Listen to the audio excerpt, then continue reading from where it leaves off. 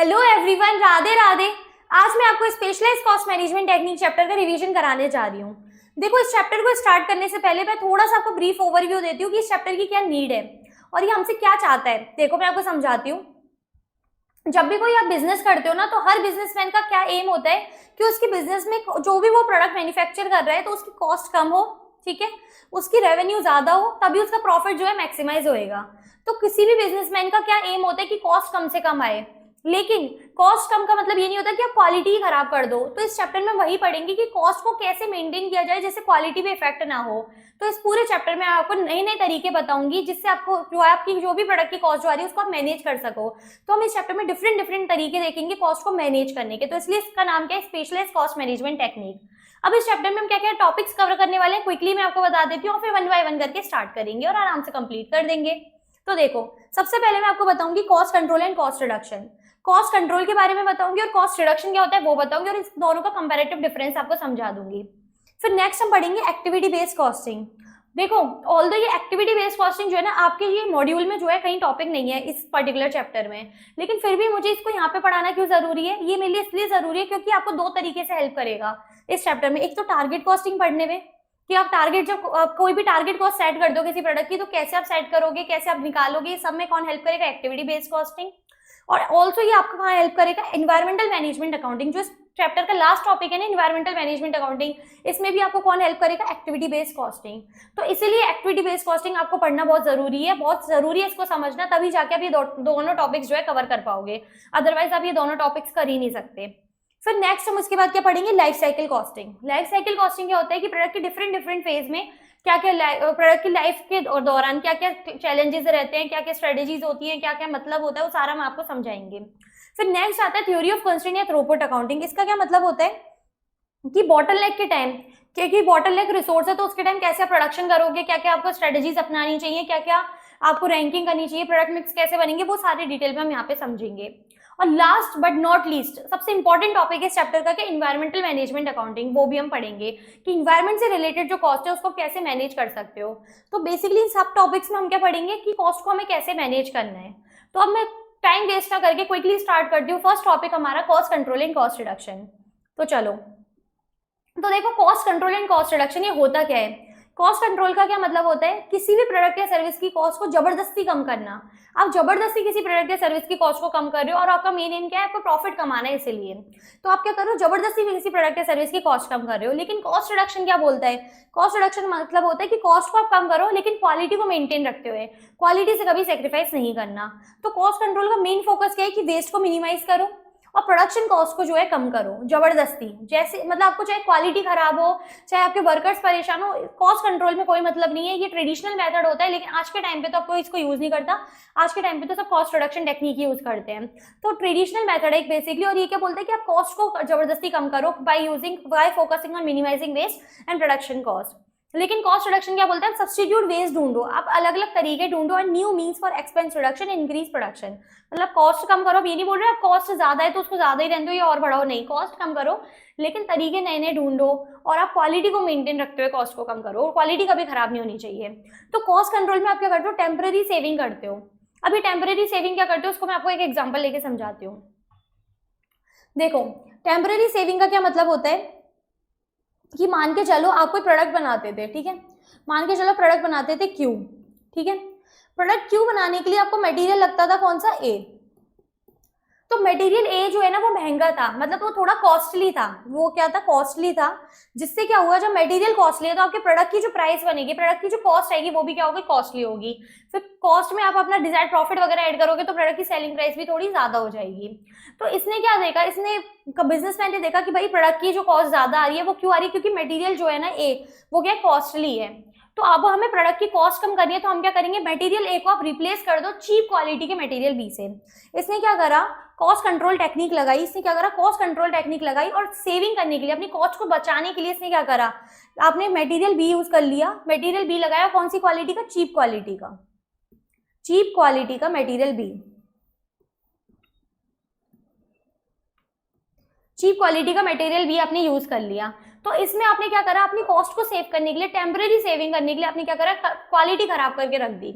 इससे क्या होगा कि आप शॉर्ट रन में तो रुपया कमा लोगे, पर लॉन्ग रन में आपके बिजनेस सर्वाइवल की भी मुश्किल हो जाएगी, क्योंकि अगर कोई प्रोडक्ट की क्वालिटी खराब है, चीप क्वालिटी का प्रोडक्ट बन रहा है, क्योंकि मटेरियल चीप क्वालिटी का है तो प्रोडक्ट भी चीप क्वालिटी का बनेगा, सिंपल सी बात है।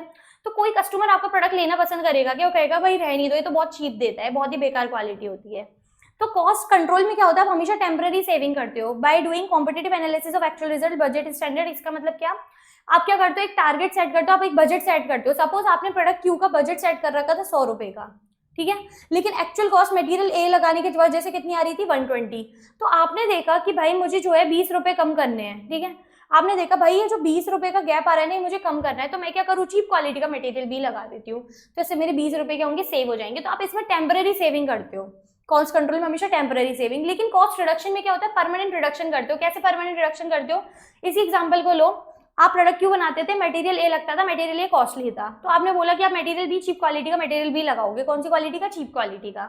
ये तो था कॉस्ट कंट्रोल। कॉस्ट रिडक्शन कैसे वर्क करेगा कि आप प्रोडक्ट क्यों बनाने के लिए मटेरियल ए लगता है और मटेरियल ए ही लगाओ, पर अब आप क्या करोगे, किसी और सप्लायर से लो। मान के चलो अभी आप जिस सप्लायर से लेते हो, आप मान के चलो एबीसी सप्लायर से लेते हो। अब ये जो एबीसी सप्लायर है ना आपका, ये आपको महंगा देता है, तो आपने फिगर आउट किया, आपने देखा कि XYZ सप्लायर और है, वो सस्ता देता है, वही मटेरियल ए, सेम मटेरियल है, वो जो सस्ता देता है, तो आप XYZ से ले लो, जरूरी है एबीसी से लेना। तो इसमें क्या होता है, परमानेंट रिडक्शन होता है, परमानेंट रिडक्शन हो जाता है, क्योंकि अब आपको पता है कि आपको कॉस्ट कहाँ कैसे बचानी है, आपको कौन से सप्लायर से लेना है, तो आपके प्रोडक्ट की कॉस्ट भी कम हो गई और आपका प्रोडक्ट क्वालिटी का भी बनेगा, प्रोडक्ट की क्वालिटी पे कोई इफेक्ट नहीं आएगा। तो यही बोलता है कॉस्ट रिडक्शन की, परमानेंट रिडक्शन देखता है। और कॉस्ट कंट्रोल क्या करता है, टेम्परेरी सेविंग करता है। तो कॉस्ट कंट्रोल में क्वालिटी की कोई गारंटी नहीं होती, जैसे कि मैंने आपको अभी बताया कि इसमें आप चीप क्वालिटी का मटेरियल यूज करें तो चीप क्वालिटी का ही प्रोडक्ट बनेगा, तो क्वालिटी की गारंटी नहीं होती कॉस्ट कंट्रोल में। लेकिन कॉस्ट रिडक्शन में क्वालिटी की गारंटी रहती है, क्योंकि आप क्वालिटी से कभी कॉम्प्रोमाइज नहीं करते। प्रोडक्ट क्यों बनाने के लिए मटेरियल ए चाहिए था, तो मटेरियल ए ही यूज कर रहे हो, लेकिन अब आपने जस्ट सप्लायर अपना चेंज कर लिया, ठीक है। नेक्स्ट आता है कि एम्फसाइजेस ऑन प्रेजेंट कॉस्ट। अब कॉस्ट कंट्रोल क्या करता है, सिर्फ प्रेजेंट पे फोकस करता है कि प्रेजेंट में क्या सिचुएशन है, प्रेजेंट की कॉस्ट को कैसे कम कर सकते हैं। लेकिन कॉस्ट रिडक्शन प्रेजेंट और फ्यूचर दोनों की देखता है। जैसे तो एक तो हमारा यही वाला एग्जांपल हो गया कि प्रोडक्ट क्यों बनाने के लिए मटेरियल ये चाहिए था, तो कॉस्ट कंट्रोल में क्या करा कि टेम्पररी सेविंग करने के चक्कर में, मतलब उसने प्रेजेंट को बचाने के चक्कर में, प्रेजेंट कॉस्ट बचाने के चक्कर में चीप क्वालिटी का मटेरियल भी लगा दिया, जिससे कि क्या होगा, आप अभी तो आप अपने एंजॉय कर लोगे प्रोडक्ट को, लेकिन आगे जो है आपका कोई प्रोडक्ट खरीदने वाला नहीं है, तो हो सकता है बिजनेस शट डाउन भी करना पड़े। लेकिन कॉस्ट रिडक्शन ने क्या करा, उसने फ्यूचर को एस्टिमेट करा, सारा एस्टिमेशन करके उसने क्या करा, सप्लायर अपना चेंज कर लिया, जिससे फ्यूचर में भी उसके प्रोडक्ट की जो कॉस्ट है उसको हैम्पर नहीं होगी, क्योंकि उसने एक अल्टरनेट सप्लायर ढूंढ लिया। ऑल्दो ये क्या होता है, एक प्रिवेंटिव मेजर होता है, कॉस्ट कंट्रोल का एक प्रिवेंटिव मेजर है, मतलब ये जुगाड़ू मेजर है, लेकिन कॉस्ट रिडक्शन का एक करेक्टिव मेजर है। देखो इसके लिए मैं एक एग्जांपल और आपको समझाती हूँ। इसको ऐसे समझो कि मान के चलो एक फैक्ट्री है, ठीक है, एक फैक्ट्री है, उसमें क्या है, मल्टीपल एसीज लगे हुए हैं, ठीक है, मल्टीपल एसीज लगे हुए हैं। अब क्या होता है कि एसी लगा हुआ है तो खर्चा आएगा इलेक्ट्रिसिटी वगैरह का, तो गर्मी का टाइम में काफी इलेक्ट्रिसिटी का खर्चा आ रहा है, तो कॉस्ट कंट्रोल टेक्निक यूज कर रहे हो। मान के चलो आपका बिजनेसमैन जो है ना, वो कॉस्ट कंट्रोल मेथड यूज करता है, ट्रेडिशनल मेथड यूज करता है, तो उसने क्या बोला कि यार इलेक्ट्रिसिटी का बहुत ज्यादा खर्चा आ रहा है, तो अब आप क्या करो, एसी चलाना बंद कर दो। आप क्या करो, अब एसी नहीं चलेगा, उसे पूरा टॉप से लेके लोअर लेवल को सबको डायरेक्शन दे दिए कि अब एसी नहीं चलेगा। अब एसी नहीं चलेगा तो आपके जो प्रोडक्ट्स बन रहे हैं वो भी खराब हो जाएंगे। मान के चलो कि पेरिशेबल गुड्स हैं, अगर एसी वगैरह स्टोरेज वगैरह प्रॉपर नहीं रखते तो वो खराब हो जाएंगे, या फिर वर्कर्स जो है वो इतनी ज्यादा गर्मी में काम करेंगे तो उनकी तबीयत खराब हो जाएगी, तो वो हो सकता है छोड़ के चले जाए। तो उसने क्या करा, सिर्फ रिजल्ट पे फोकस करा, और उसने क्या करा, प्रिवेंटिव मेजर लगाया, जुगाड़ू मेजर लगाया कि अब आप एसी मत चलाओ, तो मेरी जो खर्चा आ रहा है ना इलेक्ट्रिसिटी वाला, वो सेव हो जाएगा। लेकिन करेक्टिव मेजर क्या होता है, कॉस्ट रिडक्शन करेक्टिव मेजर लेता है। कॉस्ट करेक्टिव मेजर का क्या मतलब है, आप करेक्शन करो, मतलब आपका जैसे देखो एसी का खर्चा ज्यादा आ रहा था, तो आपने देखा कि आप जो है काफी 1 स्टार एसी यूज करते हो, तो आप 1 स्टार की बजाय 5 स्टार एसी यूज करो, आप क्या यूज करो 5 स्टार एसी, जिससे क्या होगा, आपकी जो कॉस्ट लग रही है, मतलब इलेक्ट्रिसिटी का जो खर्चा आ रहा है वो सेव होगा। तो ये होता है करेक्टिव मेजर, जो प्रेजेंट पे भी फोकस करता है और फ्यूचर पे भी फोकस करता है। तो इसलिए कॉस्ट रिडक्शन क्या होता है, करेक्टिव मेजर, करेक्टिव मेजर। आगे क्या लिखा है, कॉस्ट कंट्रोल क्या रिलेटिवली लेस डायनेमिक है देन कॉस्ट रिडक्शन। मतलब क्या है कि कॉस्ट कंट्रोल में आप चेंजेस जल्दी से नहीं करते हो, मतलब आपको अगर कुछ चीज चेंज करनी है ना तो आप नहीं करते, लेकिन कॉस्ट रिडक्शन क्या है, फुली डायनेमिक है कि अगर कोई चीज प्रॉब्लम आ रही है, अगर आपको उसको चेंज करना है तो आप तुरंत करो। जैसे देखो अपने एसी वाले एग्जांपल को ले लो कि उसने क्या बोला कि आप एसी चलाना बंद कर दो कॉस्ट कंट्रोल में, लेकिन इसने क्या बोला कि नहीं, आपका 1 स्टार का एसी उसको चेंज करके 5 स्टार के एसी को लगाओ। तो ये होता है कि ये फुली डायनेमिक है कॉस्ट रिडक्शन, कॉस्ट कंट्रोल क्या है, लेस डायनेमिक है। अब लास्ट इसमें आया है कि delegation of authority and assignment of responsibility for cost is essential prerequisite. इसका क्या मतलब है कि देखो, जैसे आपको मान के चलो कि कोई कॉस्ट आ रही है, अपन अपना फर्स्ट एग्जांपल ही लेते हैं, ये प्रोडक्ट क्यू की कॉस्ट 120 आ रही थी, ठीक है, और आपको प्रोडक्ट क्यू की कॉस्ट का हमारा बजट सेट था 100 का, लेकिन आपकी कॉस्ट एक्चुअल में आ रही थी 120 की, तो आपको 20 रुपीज से कॉस्ट कम करनी थी। तो अब मैनेजर क्या करेगा, जितने भी डिपार्टमेंट है ना, सबसे उनका कॉस्ट का डेटा मंगाएगा, जैसे परचेज डिपार्टमेंट से मंगाया, मटेरियल डिपार्टमेंट से मंगाया, लेबर के डिपार्टमेंट, सबसे अपने अपना जो है cost centre, multiple cost centres होते हैं, आप आने वाले टॉपिक्स में आगे पढ़ोगे, तो उनसे क्या करा, उन्होंने डेटा मंगाया और वो कॉस्ट को देखेगा कि कहाँ पे आपकी फालतू की कॉस्ट आ रही है, कहाँ से कॉस्ट जो है जबरदस्ती कम की जा सकती है। जैसे मटेरियल में उसने क्या करा, चीप क्वालिटी का मटेरियल भी लगा दिया। ऐसे मान के चलो लेबर के केस में हाई स्किल्ड लेबर आप यूज करते हो, क्योंकि आपका प्रोडक्ट जो है हाई स्किल्ड लेबर रिक्वायर्ड करता है, लेकिन आपने देखा कि वो तो ज्यादा लेते हैं, तो आपने फालतू की जो अनस्किल्ड लेबर होती है ना, उनको हायर कर लिया। ऐसे ओवरहेड्स में आपने करा, जैसे ओवरहेड्स में एसी का खर्चा आपने सेव करने के लिए क्या करा, एसी चलाना बंद कर दिया। तो इस तरह से आप क्या कर रहे हो कि पर्टिकुलर लेवल पर आप क्या कर रहे हो, कॉस्ट को जबरदस्ती कम करने की कोशिश कर रहे हो। तो delegation of authority and assignment of responsibility for cost का क्या मतलब है कि इसमें जो मैनेजर होता है ना, वो इफेक्टिवली इंश्योर करता है कि सब डिपार्टमेंट में जो है पर्टिकुलर कॉस्ट जो है एक लेवल पर जो है पहुंच जाए। तो इसलिए बोला है कि क्या एसेंशियल प्रीरिक्विजिट है। इस पॉइंट को याद रख लेना, क्योंकि इस पे एमसीक्यू डायरेक्ट आता है। लेकिन कॉस्ट रिडक्शन क्या बोलता है कि आपको कॉस्ट रिड्यूस करनी है क्वालिटी को मेंटेन रखते हुए, ठीक है। तो आप क्या करो, नई नई टेक्निक्स अपनाओ। क्या क्या अपनाओ, वैल्यू एनालिसिस अपनाओ, इन्वेंट्री मैनेजमेंट, जीआईटी वगैरह हो गया, बीपीआर हो गया, काइजन कॉस्टिंग, टारगेट कॉस्टिंग, ये सारी टेक्निक्स अपनाओ। देखो इसमें से कुछ टेक्निक्स तो आपने ऑलरेडी पढ़ी हुई है, जैसे जीआईटी, काइजन, बीपीआर वगैरह। वैल्यू एनालिसिस वगैरह जो है ना, हम इस टॉपिक में आगे पढ़ेंगे, तो ये हम आगे डिस्कस कर लेंगे। बेसिकली इन सबका एम क्या होता है कि आप जो भी आपको क्या करना है, कॉस्ट को मैनेज करना है, कॉस्ट को कम करना है, तो जो भी वैल्यू एडेड एक्टिविटी आप उन पर फोकस करो, और जो फालतू की एक्टिविटी है जिनसे आपकी कॉस्ट फालतू बढ़ रही है उनको इग्नोर करो। ये बेसिकली सारी एक्टिविटी ये बोलती हैं। इन सब एक्टिविटी का सबका मेन एम क्या होता है कि क्वालिटी को कभी इफेक्ट नहीं होना चाहिए, क्योंकि कॉस्ट रिडक्शन क्या बोलता है कि कॉस्ट को आपको कम करना है लेकिन क्वालिटी को मेंटेन रखते हुए। तो ये सारा इसमें था, ये था हमारा cost control and cost reduction. अब हम इसका नेक्स्ट टॉपिक में आपको पढ़ाती हूँ, एक्टिविटी बेस्ड कॉस्टिंग, एबीसी। ये क्या बोलता है, देखो ये एक्टिविटी बेस्ड कॉस्टिंग जो है ना, ये आपके मॉड्यूल में कहीं भी नहीं है, इसको हम जस्ट रेफरेंस पढ़ रहे हैं, तो इसके लिए हमारे लिए काफी जरूरी है इसको समझना। अगर हम ये नहीं समझेंगे अच्छे से तो हम बाकी की चीजें नहीं समझ पाएंगे। तो एबीसी क्या बोलता है इसको समझो। देखो एबीसी का क्या मतलब होता है कि जब आप मल्टीपल प्रोडक्ट्स बनाते हो, मान के चलो कि आप 3-4 प्रोडक्ट बना रहे हो, प्रोडक्ट पी क्यू आर, आप 3 प्रोडक्ट बना रहे हो, तो मल्टीपल प्रोडक्ट्स बनाते टाइम प्रोडक्ट की एक्यूरेट कॉस्ट आपको निकालनी है। देखो क्या होता है कि डायरेक्ट मटेरियल जो होता है ना, डायरेक्टली एलोकेटेबल होता है, तो आराम से आप देख सकते हो। लेबर जो होती है वो भी एलोकेटेबल होती है, आप आराम से देख सकते हो। लेकिन ओवरहेड्स एक ऐसी चीज होती है ना, ओवरहेड्स, जिसको आप इजीली एलोकेट नहीं कर पाते। जैसे मान के चलो कि कोई इलेक्ट्रिसिटी एक्सपेंस है या फैक्ट्री का रेंट है, तो आपको ये नहीं पता कि पर्टिकुलर प्रोडक्ट वाइज जो है आपको कितना एलोकेट करना है। तो उसके लिए क्या होता है, आपको एबीसी कॉस्टिंग लगानी पड़ती है। एबीसी कॉस्टिंग लगा के आप क्या करते हो कि प्रोडक्ट की एक्यूरेट कॉस्ट आराम से निकाल सकते हो। तो आपको पता लग जाएगा कि पर्टिकुलर प्रोडक्ट वाइज की पी पे कितना खर्चा आ रहा है, क्यू पे कितना खर्चा आ रहा है और आर पे कितना खर्चा आ रहा है। तो आप इसके लिए क्या करते हो, आप एबीसी रेट निकालते हो। अब एबीसी रेट कैसे निकलेगी वो समझो। उसके लिए मैंने कुछ स्टेप्स इसमें बता रखी है। सबसे पहले आप क्या करो, वेरियस एक्टिविटी आइडेंटिफाई करो। एक्टिविटीज का क्या मतलब है कि जैसे मशीन सेटअप हो गया, इंस्पेक्शन हो गया, स्टोरेज कॉस्ट हो गई, इस तरह की काफी सारी आपकी जो एक्टिविटीज होती हैं। उसमें आप क्या करो, उनके टोटल ओवरहेड निकालो, मतलब उन पर्टिकुलर एक्टिविटी से। देखो ये सारी आपकी एक्टिविटीज ऐसे दे रखी हैं कि store, receiving, machine operation, setup, inspection, dispatch, इन सारी एक्टिविटीज की पहले आप आइडेंटिफाई करो कौन कौन सी एक्टिविटीज हैं आपके ऑर्गेनाइजेशन में। उनके आप क्या निकालो, टोटल ओवरहेड कॉस्ट निकालो कि टोटल ओवरहेड जो आपके कितने, टोटल कॉस्ट कितनी आ रही है ऑफ ईच एक्टिविटी, कि स्टोर रिसीविंग से कितनी आ रही है, मशीन ऑपरेशन से कितनी आ रही है, सेटअप से कितनी आ रही है, इंस्पेक्शन से कितनी आ रही है, डिस्पैच से कितनी आ रही है। ये आपने आइडेंटिफाई करा। फिर आप क्या करो, कॉस्ट ड्राइवर निकालो। मतलब क्या कि सपोज आपकी एक्टिविटी है स्टोर रिसीविंग, तो इसके रिस्पेक्टिव में कॉस्ट ड्राइवर क्या होगा, वो होगा नंबर ऑफ परचेज एक्विजिशन।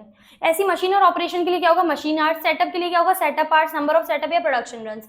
सारे नहीं लेने, क्वेश्चन में जो अवेलेबल है वो लेना है, ठीक है, इसलिए ऑब्लिक लगाया हुआ है, ठीक है।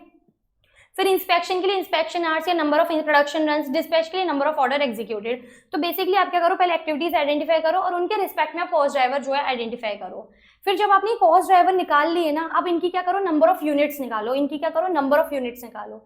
फिर जो टोटल ओवरहेड है उनका डिवाइड दे दो नंबर ऑफ यूनिट से, तो आपका एबीसी रेट जो है, जिसको ओवरहेड रिकवरी रेट भी बोलते हैं, वो निकल के आ जाएगी। फिर आप क्या करो, प्रोडक्ट वाइज इनको एलोकेट कर दो। मतलब आपके जो प्रोडक्ट वाइज एक्टिविटी है ना, फिर उनको इस एबीसी रेट के यूज करके उसका एलोकेट कर दो, तो आपके प्रोडक्ट की एक्यूरेट कॉस्ट निकल के आ जाएगी। यही था एक्टिविटी बेस्ड कॉस्टिंग। अब इसमें मैंने फिर आप क्या करो, एलोकेट कर दो overhead to each product on the basis of ABC rate. ये आपके ओवरहेड की जो है प्रोडक्ट वाइज रेट निकल के आ जाएगी। तो ये पूरा एबीसी रेट बताया हुआ है। इसमें मैंने एक चीज और लिखी हुई है कि ट्रेडिशनली क्या होता था, वो भी मैं आपको समझा देती हूँ कि देखो पहले क्या होता था, यूजुअली ट्रेडिशनल मेथड में लोग क्या करते थे कि पहले आपने टोटल ओवरहेड की कॉस्ट निकाली, उसको डिवाइड दे देते थे टोटल नंबर ऑफ यूनिट से या फिर टोटल नंबर ऑफ आवर्स से, ठीक है, जो भी आवर्स या यूनिट्स अवेलेबल थी उनसे निकाल देते। फिर आपके पास एक रेट आती थी, ठीक है, ओवरहेड रिकवरी रेट, इसको यूजुअली बोल देते थे ओवरहेड रिकवरी रेट। इसको यूज करके आप क्या करते थे, प्रोडक्ट वाइज जो है खर्चा एलोकेट कर देते थे, जो कि एकदम गलत है। क्यों? आपने क्या करा, एक जनरल रेट निकाल दी और उसकी नंबर ऑफ यूनिट से 8 से मल्टीप्लाई कर करके जो भी इन्फॉर्मेशन अवेलेबल है प्रोडक्ट वाइज खर्चा निकाल दोगे। पर इससे क्या होगा, प्रोडक्ट की एक्यूरेट कॉस्ट नहीं निकाल पाओगे। मतलब आपको ये नहीं पता, आपको ये आइडेंटिफाई नहीं हो पाएगा कि सेटअप्स कितने किस पे लगे, ऑपरेशंस वगैरह किस पे लगे, नंबर ऑफ स्टोर रिसीविंग किसकी एक्टिविटी किस पे कितना खर्चा हुआ। आप तक जनरल रेट निकाल के एलोकेट कर रहे हो, जो कि एकदम गलत है। तो इसीलिए अब हम क्या यूज करते हैं, एक्टिविटी बेस्ड कॉस्टिंग यूज करते हैं, जिससे आप क्या करोगे, प्रोडक्ट की एक्यूरेट कॉस्ट जो है एलोकेट कर पाओगे। तो वही इसमें लिखा हुआ है। ट्रेडिशनली क्या होता था, ओवरहेड्स एलोकेट होते थे इन 1 और 2 based on recovery rates based on production volume. तो एक्यूरेसी जो है ना वो डिटरमाइन नहीं हो पाती थी। लेकिन अंडर एबीसी आप क्या करते हो, ओवरहेड्स रिकवर करते हो on the basis so many different recovery rates, और सारी रेट बेस्ड किस पे होती है, एक्टिविटी पे। तो देखो पहले आपने एक्टिविटी आइडेंटिफाई करी, फिर कॉस्ट ड्राइवर होगा, उस अकॉर्डिंग आप एलोकेट कर रहे हो। और ये यूज कब होते हैं, जब कंपनी जो एक से ज्यादा प्रोडक्ट या सर्विस बनाती है, more than one variety of products और provides more than one service, तब आप यूज करते हो। क्योंकि देखो मान के चलो आप सिर्फ एक प्रोडक्ट बनाते हो, ठीक है, सपोज आप सिर्फ पी बनाते हो, अभी क्यू और आर नहीं बनाते, तो अब आपकी स्टोर रिसीविंग की क्या कॉस्ट आई, मशीन सेटअप की क्या कॉस्ट आई, वो सारी उनको एलोकेट आप किस में करोगे, सारी कॉस्ट किस में जाएगी, एक में जाएगी, पी में। तो उसका बाइफर्केशन करने का फायदा ही है, फिर तो आप ट्रेडिशनल मेथड ही लगा लो। हमें एबीसी यूज ही कब करने चाहिए, मल्टीपल प्रोडक्ट्स हो, तभी तो आप प्रोडक्ट की एक्यूरेट कॉस्ट निकाल पाओगे, इसलिए एबीसी कॉस्टिंग आपका यूज होता है। तो अपने माइंड में रखना। तो बेसिकली एबीसी कॉस्टिंग के लिए आपको क्या क्या स्टेप्स याद रखनी है, सबसे पहले एक्टिविटी आइडेंटिफाई करनी है और टोटल ओवरहेड आइडेंटिफाई करनी है। टोटल ओवरहेड आपने निकाल ली, ठीक है।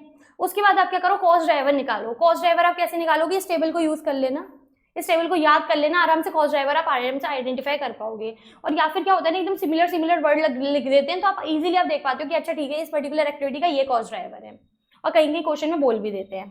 फिर आप क्या करो, ये जो कॉस्ट ड्राइवर है इनके नंबर ऑफ यूनिट्स निकालो। अब स्टेप 5 में आपको क्या निकालना है, एबीसी रेट निकालनी है। तो टोटल ओवरहेड ले लो और उसका number of units of cost driver से डिवाइड कर दो, तो आपकी एबीसी रेट आ जाएगी।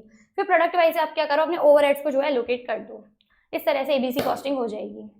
अब हम नेक्स्ट टॉपिक पर चलते हैं, वो है टारगेट कॉस्टिंग। देखो टारगेट कॉस्टिंग क्या बोलते हैं, ये क्या है, कॉस्ट को मैनेज करने की टेक्निक है, कॉस्ट मैनेजमेंट टेक्निक है। इसमें आप क्या करते हो, value analysis, function analysis, activity analysis, इन सब अदर कंसेप्ट्स को यूज करके आप क्या करते हो, कॉस्ट को मैनेज करने की कोशिश करते हो। आप क्या करते हो, अलग अलग तरीके के यूज करके, वैल्यू एनालिसिस हो गया, फंक्शन एनालिसिस, एक्टिविटी एनालिसिस, और भी बहुत सारे कंसेप्ट हैं, इनको यूज करके आप क्या करते हो, टारगेट कॉस्ट अचीव करने में हेल्प करते हो, मतलब कॉस्ट को कम करने में हेल्प करते हो। तो टारगेट कॉस्टिंग का मेन एम क्या होता है कि आपको कॉस्ट कम करना है, लेकिन क्वालिटी को ध्यान में रखते हुए, क्वालिटी से कॉम्प्रोमाइज नहीं करना। इसीलिए आप किसकी हेल्प लेते हो, वैल्यू एनालिसिस की, वैल्यू इंजीनियरिंग, फंक्शन एनालिसिस और अदर कंसेप्ट की, इसलिए हम इसकी हेल्प लेते हैं। वैल्यू इंजीनियरिंग को फंक्शन एनालिसिस भी बोलते हैं, इसलिए मैं इसको फंक्शन एनालिसिस भी बोल देती हूँ बार बार, और एक्टिविटी एनालिसिस और अदर कंसेप्ट, इन सबको यूज करके आप क्या करोगे, कॉस्ट को कम करने की कोशिश करोगे। तो टारगेट कॉस्टिंग देखा जाए ना, एक्जैक्टली अपोजिट है किसके, कॉस्ट बेस्ड प्राइसिंग, मतलब ट्रेडिशनल कॉस्टिंग के। अब वो कैसे अपोजिट है इसको समझो। देखो कॉस्ट बेस्ड प्राइसिंग बोल दो या ट्रेडिशनल कॉस्टिंग बोल दो, ट्रेडिशनल मेथड बोल दो, एक ही बात है। ट्रेडिशनल है इसका मतलब, टारगेट कॉस्टिंग मत समझ लेना, ठीक है। और एक होता है टारगेट कॉस्टिंग। तो देखो ये दोनों जो है ना एकदम अपोजिट कैसे हैं, एकदम अपोजिट कैसे, अब इसको समझाती हूँ। ट्रेडिशनली क्या होता था ना, मतलब पहले के ज़माने की बात करें तो पहले क्या होता था कि सेलर्स के मार्केट हुआ करते थे, मतलब बहुत लिमिटेड मार्केट थे, बहुत लिमिटेड कॉम्पिटिटर्स थे ही नहीं, मतलब मोनोपोली ज़्यादा होती थी, तो सेलर्स की चलती थी। मतलब सेलर ने सोच लिया ना कि मुझे इस प्रोडक्ट की ये सेलिंग प्राइस रखनी है, तो वो पर्टिकुलर रख के वो खूब इंजॉय करता था। जैसे देखो पहले के ज़माने में क्या होता था कि सिर्फ ना अमूल का घी था उस टाइम, ठीक है, सपोज सिर्फ अमूल का घी बिकता था, तो अमूल के पास था कि अमूल को क्या प्राइस सेट करनी है। ऐसी बाइक्स वगैरह की जो है कंपनी लिमिटेड थी, कार वगैरह लिमिटेड चलती थी, तो सबकी प्राइस वो अपने अकॉर्डिंग फिक्स करते थे कि हमारी पर्टिकुलर ये सेलिंग प्राइस है, इसमें से मेरी हम क्या करते हैं, ये पर्टिकुलर हमारी सेलिंग प्राइस हमने ले ली, मतलब टोटल कॉस्ट हमारी ये हो गई, उसमें मैं अपना इतना प्रॉफिट ऐड कर लेती हूँ, तो मेरी सेलिंग प्राइस इतनी आ जाएगी। तो पहले क्या होता था, आपको कॉस्ट अपनी पता होती थी, आप अपने डिजायर्ड प्रॉफिट जो है आपने ऐड कर लिया और आपकी सेलिंग प्राइस आ जाती थी। लेकिन आज के ज़माने में क्या है, बायर्स का मार्केट है। मतलब मैंने आपको स्टार्टिंग में ये बताया था कि अब क्या है, कस्टमर ओरिएंटेड मार्केट हो गए हैं। अब बायर्स की चलती है कि कॉम्पिटिटर्स जो है ना, मतलब कस्टमर्स जो हैं काफ़ी सारे हैं, तो कस्टमर के अकॉर्डिंग आपको प्राइस सेट करनी पड़ती है। क्योंकि मान के चलो अगर आपने अपने कॉम्पिटिटर्स के अकॉर्डिंग नहीं किया, बायर्स के अकॉर्डिंग नहीं किया, तो क्या होगा, वो नाखुश हो जाएंगे और आपके प्रोडक्ट को खरीदेंगे ही नहीं। तो आज के ज़माने में क्या कस्टमर ओरिएंटेड मार्केट है, मतलब बायर्स के मार्केट है, तो आप अपनी मनचाही सेलिंग प्राइस नहीं रख सकते। तो इस केस में सेलिंग प्राइस जो होती है ना, वो ऑलरेडी डिटरमाइंड होती है। मतलब आपको बोल दिया ना कि आपने देख लिया कि मार्केट में पर्टिकुलर प्रोडक्ट की 100 रुपए की प्राइस चल रही है, तो आपको 100 ही रखनी पड़ेगी। अगर आप 110 रखोगे तो वहीं से लोग आउट होने चले जाएंगे, आएंगे ही नहीं आपके पास। तो टारगेट सेलिंग प्राइस ऐसे केस में डिटरमाइंड रहती है। तो आपको क्या करना पड़ता है, डिजायर्ड प्रॉफिट लेस करना पड़ता है और आपकी टारगेट कॉस्ट आ जाती है। देखो दोबारा से समझा देती हूँ। ट्रेडिशनली क्या होता था कि आपके पास टारगेट, आपकी एस्टिमेटेड कॉस्ट लेते थे। आप क्या करते थे, आपकी कॉस्ट आई प्रोडक्ट की, आपने वो ले ली, उसमें आपने ऐड किया अपना प्रॉफिट और आपकी सेलिंग प्राइस निकल के आ जाती थी। ठीक है, पहले ये चलता था क्योंकि सेलर्स के मार्केट थे, लिमिटेड कॉम्पिटिटर्स थे, इनफैक्ट थे ही नहीं, मोनोपोली ज़्यादा हुआ करती थी। लेकिन आज के ज़माने में क्या है, भयंकर कॉम्पिटिटिव मार्केट है और बायर्स की चलती है। अब बायर्स के अकॉर्डिंग आपको प्राइस वगैरह सेट करनी है। तो ऐसे केस में ऐसा नहीं है कि सेलिंग प्राइस अब आप इस तरह से निकालोगे अपनी कॉस्ट में प्रॉफिट ऐड करके, फिर तो आप जीवन में बिजनेस नहीं कर सकते। आज के ज़माने में क्या होगा, आपकी सेलिंग प्राइस ऑलरेडी पता होगी। सेलिंग प्राइस क्या होगी, मार्केट की सेलिंग प्राइस या एस्टिमेटेड सेलिंग प्राइस। इसमें आप अपना डिजायर्ड प्रॉफिट लेस करो, डिजायर्ड प्रॉफिट बोल दो, या फिर अगर आपको एक चीज़ और लेस करनी पड़ती है, रॉयल्टी, वो भी मैं आगे बताऊंगी। डिजायर्ड प्रॉफिट लेस करा आपने और रॉयल्टी पे अगर एक तरह से ले लो, वैसे हम आगे डिस्कस करेंगे, इसलिए अभी यहाँ नहीं बता रही। तो डिजायर्ड प्रॉफिट लेस कर दिया, तो उसके बाद आपकी क्या आ जाएगी, टारगेट कॉस्ट आ जाएगी। तो यहाँ पे हमें बेसिकली उल्टा चलना पड़ता है यहाँ पे, क्योंकि सेलिंग प्राइस हमारे अकॉर्डिंग नहीं चलेगी। अब बायर्स जो है अलग हो गए हैं। अभी बेसिकली मार्केट जो है बहुत ज़्यादा वॉलेटाइल हो गया है। अभी कस्टमर ओरिएंटेड मार्केट है सारा, मार्केट में भयंकर कंपटीशन है, कोई मोनोपोली का कंसेप्ट ही नहीं बचा है। तो इस अकॉर्डिंग हमें टारगेट कॉस्ट कैलकुलेट करनी पड़ती है। तो इसलिए बोला जाता है कि टारगेट कॉस्टिंग एग्जैक्टली अपोजिट किसके, ट्रेडिशनल मेथड के, इसलिए बोला जाता है। अब मैंने क्या बताया नेक्स्ट, कि आप टारगेट कॉस्टिंग मैंने आपको बताया कि क्या होता है। तो अब आप इसको आइडेंटिफाई कैसे करोगे, कैलकुलेट कैसे करोगे बेसिकली। तो अब हम इसका प्रैक्टिकल कंसेप्ट थोड़ा सा समझ रहे हैं, अब बताती हूँ मैं आपको। तो बेसिकली सबसे पहले आपको क्या करना पड़ेगा कि सबसे पहले आपको टारगेट सेलिंग प्राइस जो है डिटरमाइन करनी पड़ेगी। अब वो आप क्या करोगे, देखो उसके लिए आपको ज़्यादा कुछ कैलकुलेशन नहीं करनी, जनरली क्वेश्चन में गिवन होगा। और टारगेट सेलिंग प्राइस कैसे निकालते हो, फोरकास्टिंग करके, आप मार्केट सर्वे करके आप टारगेट सेलिंग प्राइस निकालते हो। लेकिन अगर प्रैक्टिकली मैं बात करूँ तो आपको ऐसा कुछ नहीं करना है, क्वेश्चन में आपको गिवन होगी, तो इसलिए आपको इतना बॉदर नहीं होना। तो अब आपको बॉदर किसके लिए होना है, आपको टारगेट कॉस्ट कैलकुलेट करनी है। वो आप कैसे करोगे, तो आप पहले मार्केट जो टारगेट सेलिंग प्राइस है वो ले लो, उसमें से डिजायर्ड प्रॉफिट लेस करो और उसमें से रॉयल्टी लेस करो। ये क्या है, रॉयल्टी, ये क्या होता है, देखो सपोज मान के चलो आपने टारगेट सेलिंग प्राइस आपकी estimated target selling price I थी 100, ठीक है। तो आपने यहाँ भी कितना ले लिया, 100। आपका डिजायर्ड प्रॉफिट, आपने बोला कि मेरे को तो 20 रुपये चाहिए, मतलब पर प्रोडक्ट मेरे को 20 रुपये कमाने हैं, तो आपने अपना डिजायर्ड प्रॉफिट ले लिया। अब आएगा रॉयल्टी। अब रॉयल्टी का क्या मतलब होता है उसको समझो। रॉयल्टी का मतलब क्या है कि मान के चलो आप पेन बनाते हो, ठीक है, और आपकी जो कंपनी है ना वो अभी इतनी नोन नहीं है, मतलब लोग उसको नहीं जानते, पर आपको चाहिए कि आपका प्रोडक्ट बिके। तो आपने क्या करा, अपने पेन पे सैलो का नेम लगा दिया, क्योंकि सैलो के पेन बहुत अच्छे बिकते हैं। पर आप ऐसे ही नहीं लगा सकते, जब भी आप किसी का नेम यूज कर रहे हो ना, ब्रांड नेम वगैरह, तो आपको उसको एक पेमेंट करना पड़ेगा। सपोज सैलो ने बोला कि अगर आप मेरी 1 यूनिट लेते हो, तो आप अगर मतलब आप मेरा एक पेन का स्टिकर लगाते हो ना, एक स्टिकर यूज करते हो, तो आपको बदले में मुझे 1 रुपया देना पड़ेगा, मतलब पर पेन 1 रुपया। तो आप मान के चलो एक पेन की हम कॉस्ट निकालते हैं, क्योंकि सारी चीजें जो है ना पर यूनिट निकलेंगी। क्या निकलेंगी, पर यूनिट। तो estimated selling price per unit है, तो टारगेट कॉस्ट भी पर यूनिट निकलेगी, हमेशा ये पर यूनिट ही निकलती है, तो ये इसमें दिमाग लगाना ही नहीं है।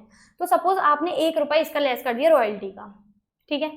तो ये रॉयल्टी क्या होती है, बेसिकली अगर आप किसी का ब्रांड नेम यूज कर रहे हो या किसी का नाम यूज कर रहे हो, तो उसके यूज करने के चक्कर में आपको उसको जो पेमेंट करना पड़ेगा, जैसे सैलो का हम यूज कर रहे हो, तो सैलो को मुझे पेमेंट जो करना पड़ेगा वो क्या होता है, रॉयल्टी।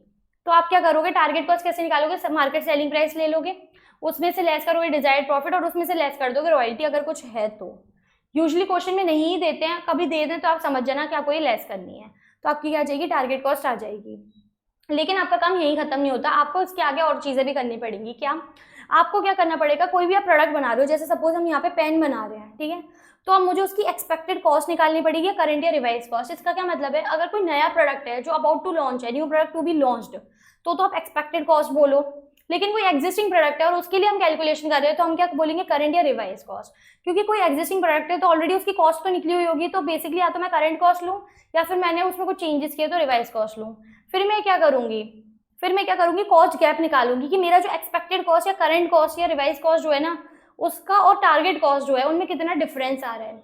क्योंकि देखो मेरा एम क्या है कि मेरी सपोज एक्सपेक्टेड कॉस्ट या फिर करंट कॉस्ट जो है ना, मान के चलो मेरी आ रही है कितनी, ये मेरी आ रही है कितनी, सपोज 80 आ रही है, ठीक है।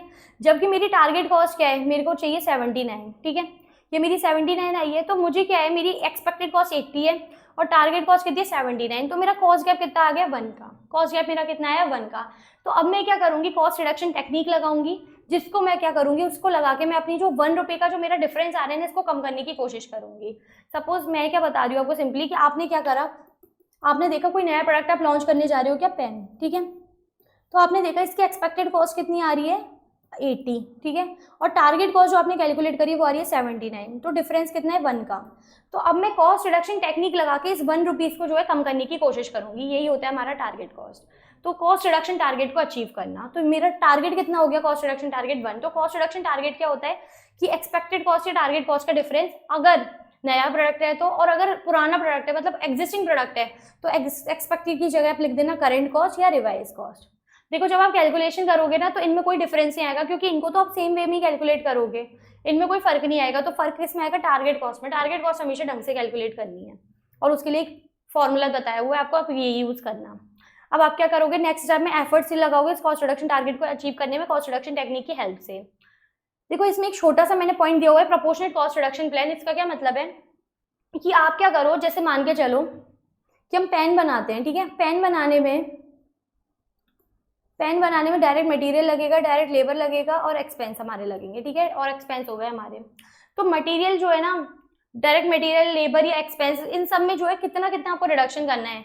तो उसके लिए आप क्या करो, एक परसेंटेज निकाल लो। आप क्या करो, प्रोपोर्शनेट कैटेगरी वाइज जो है कम करो, कैटेगरी वाइज प्रोपोर्शनेट कर दो। कैसे, आप क्या करो, आपका जो टारगेट कॉस्ट आया, आपका जो कॉस्ट रिडक्शन टारगेट आया, सॉरी कॉस्ट रिडक्शन टारगेट जो आपका आया है ना स्टेप 4 में, उसका डिवाइड दे दो टोटल कॉस्ट रिडक्शन से। टोटल कॉस्ट जो आपको रिड्यूस करनी है उसके बेसिस पे आप क्या करो, रिडक्शन कर लो।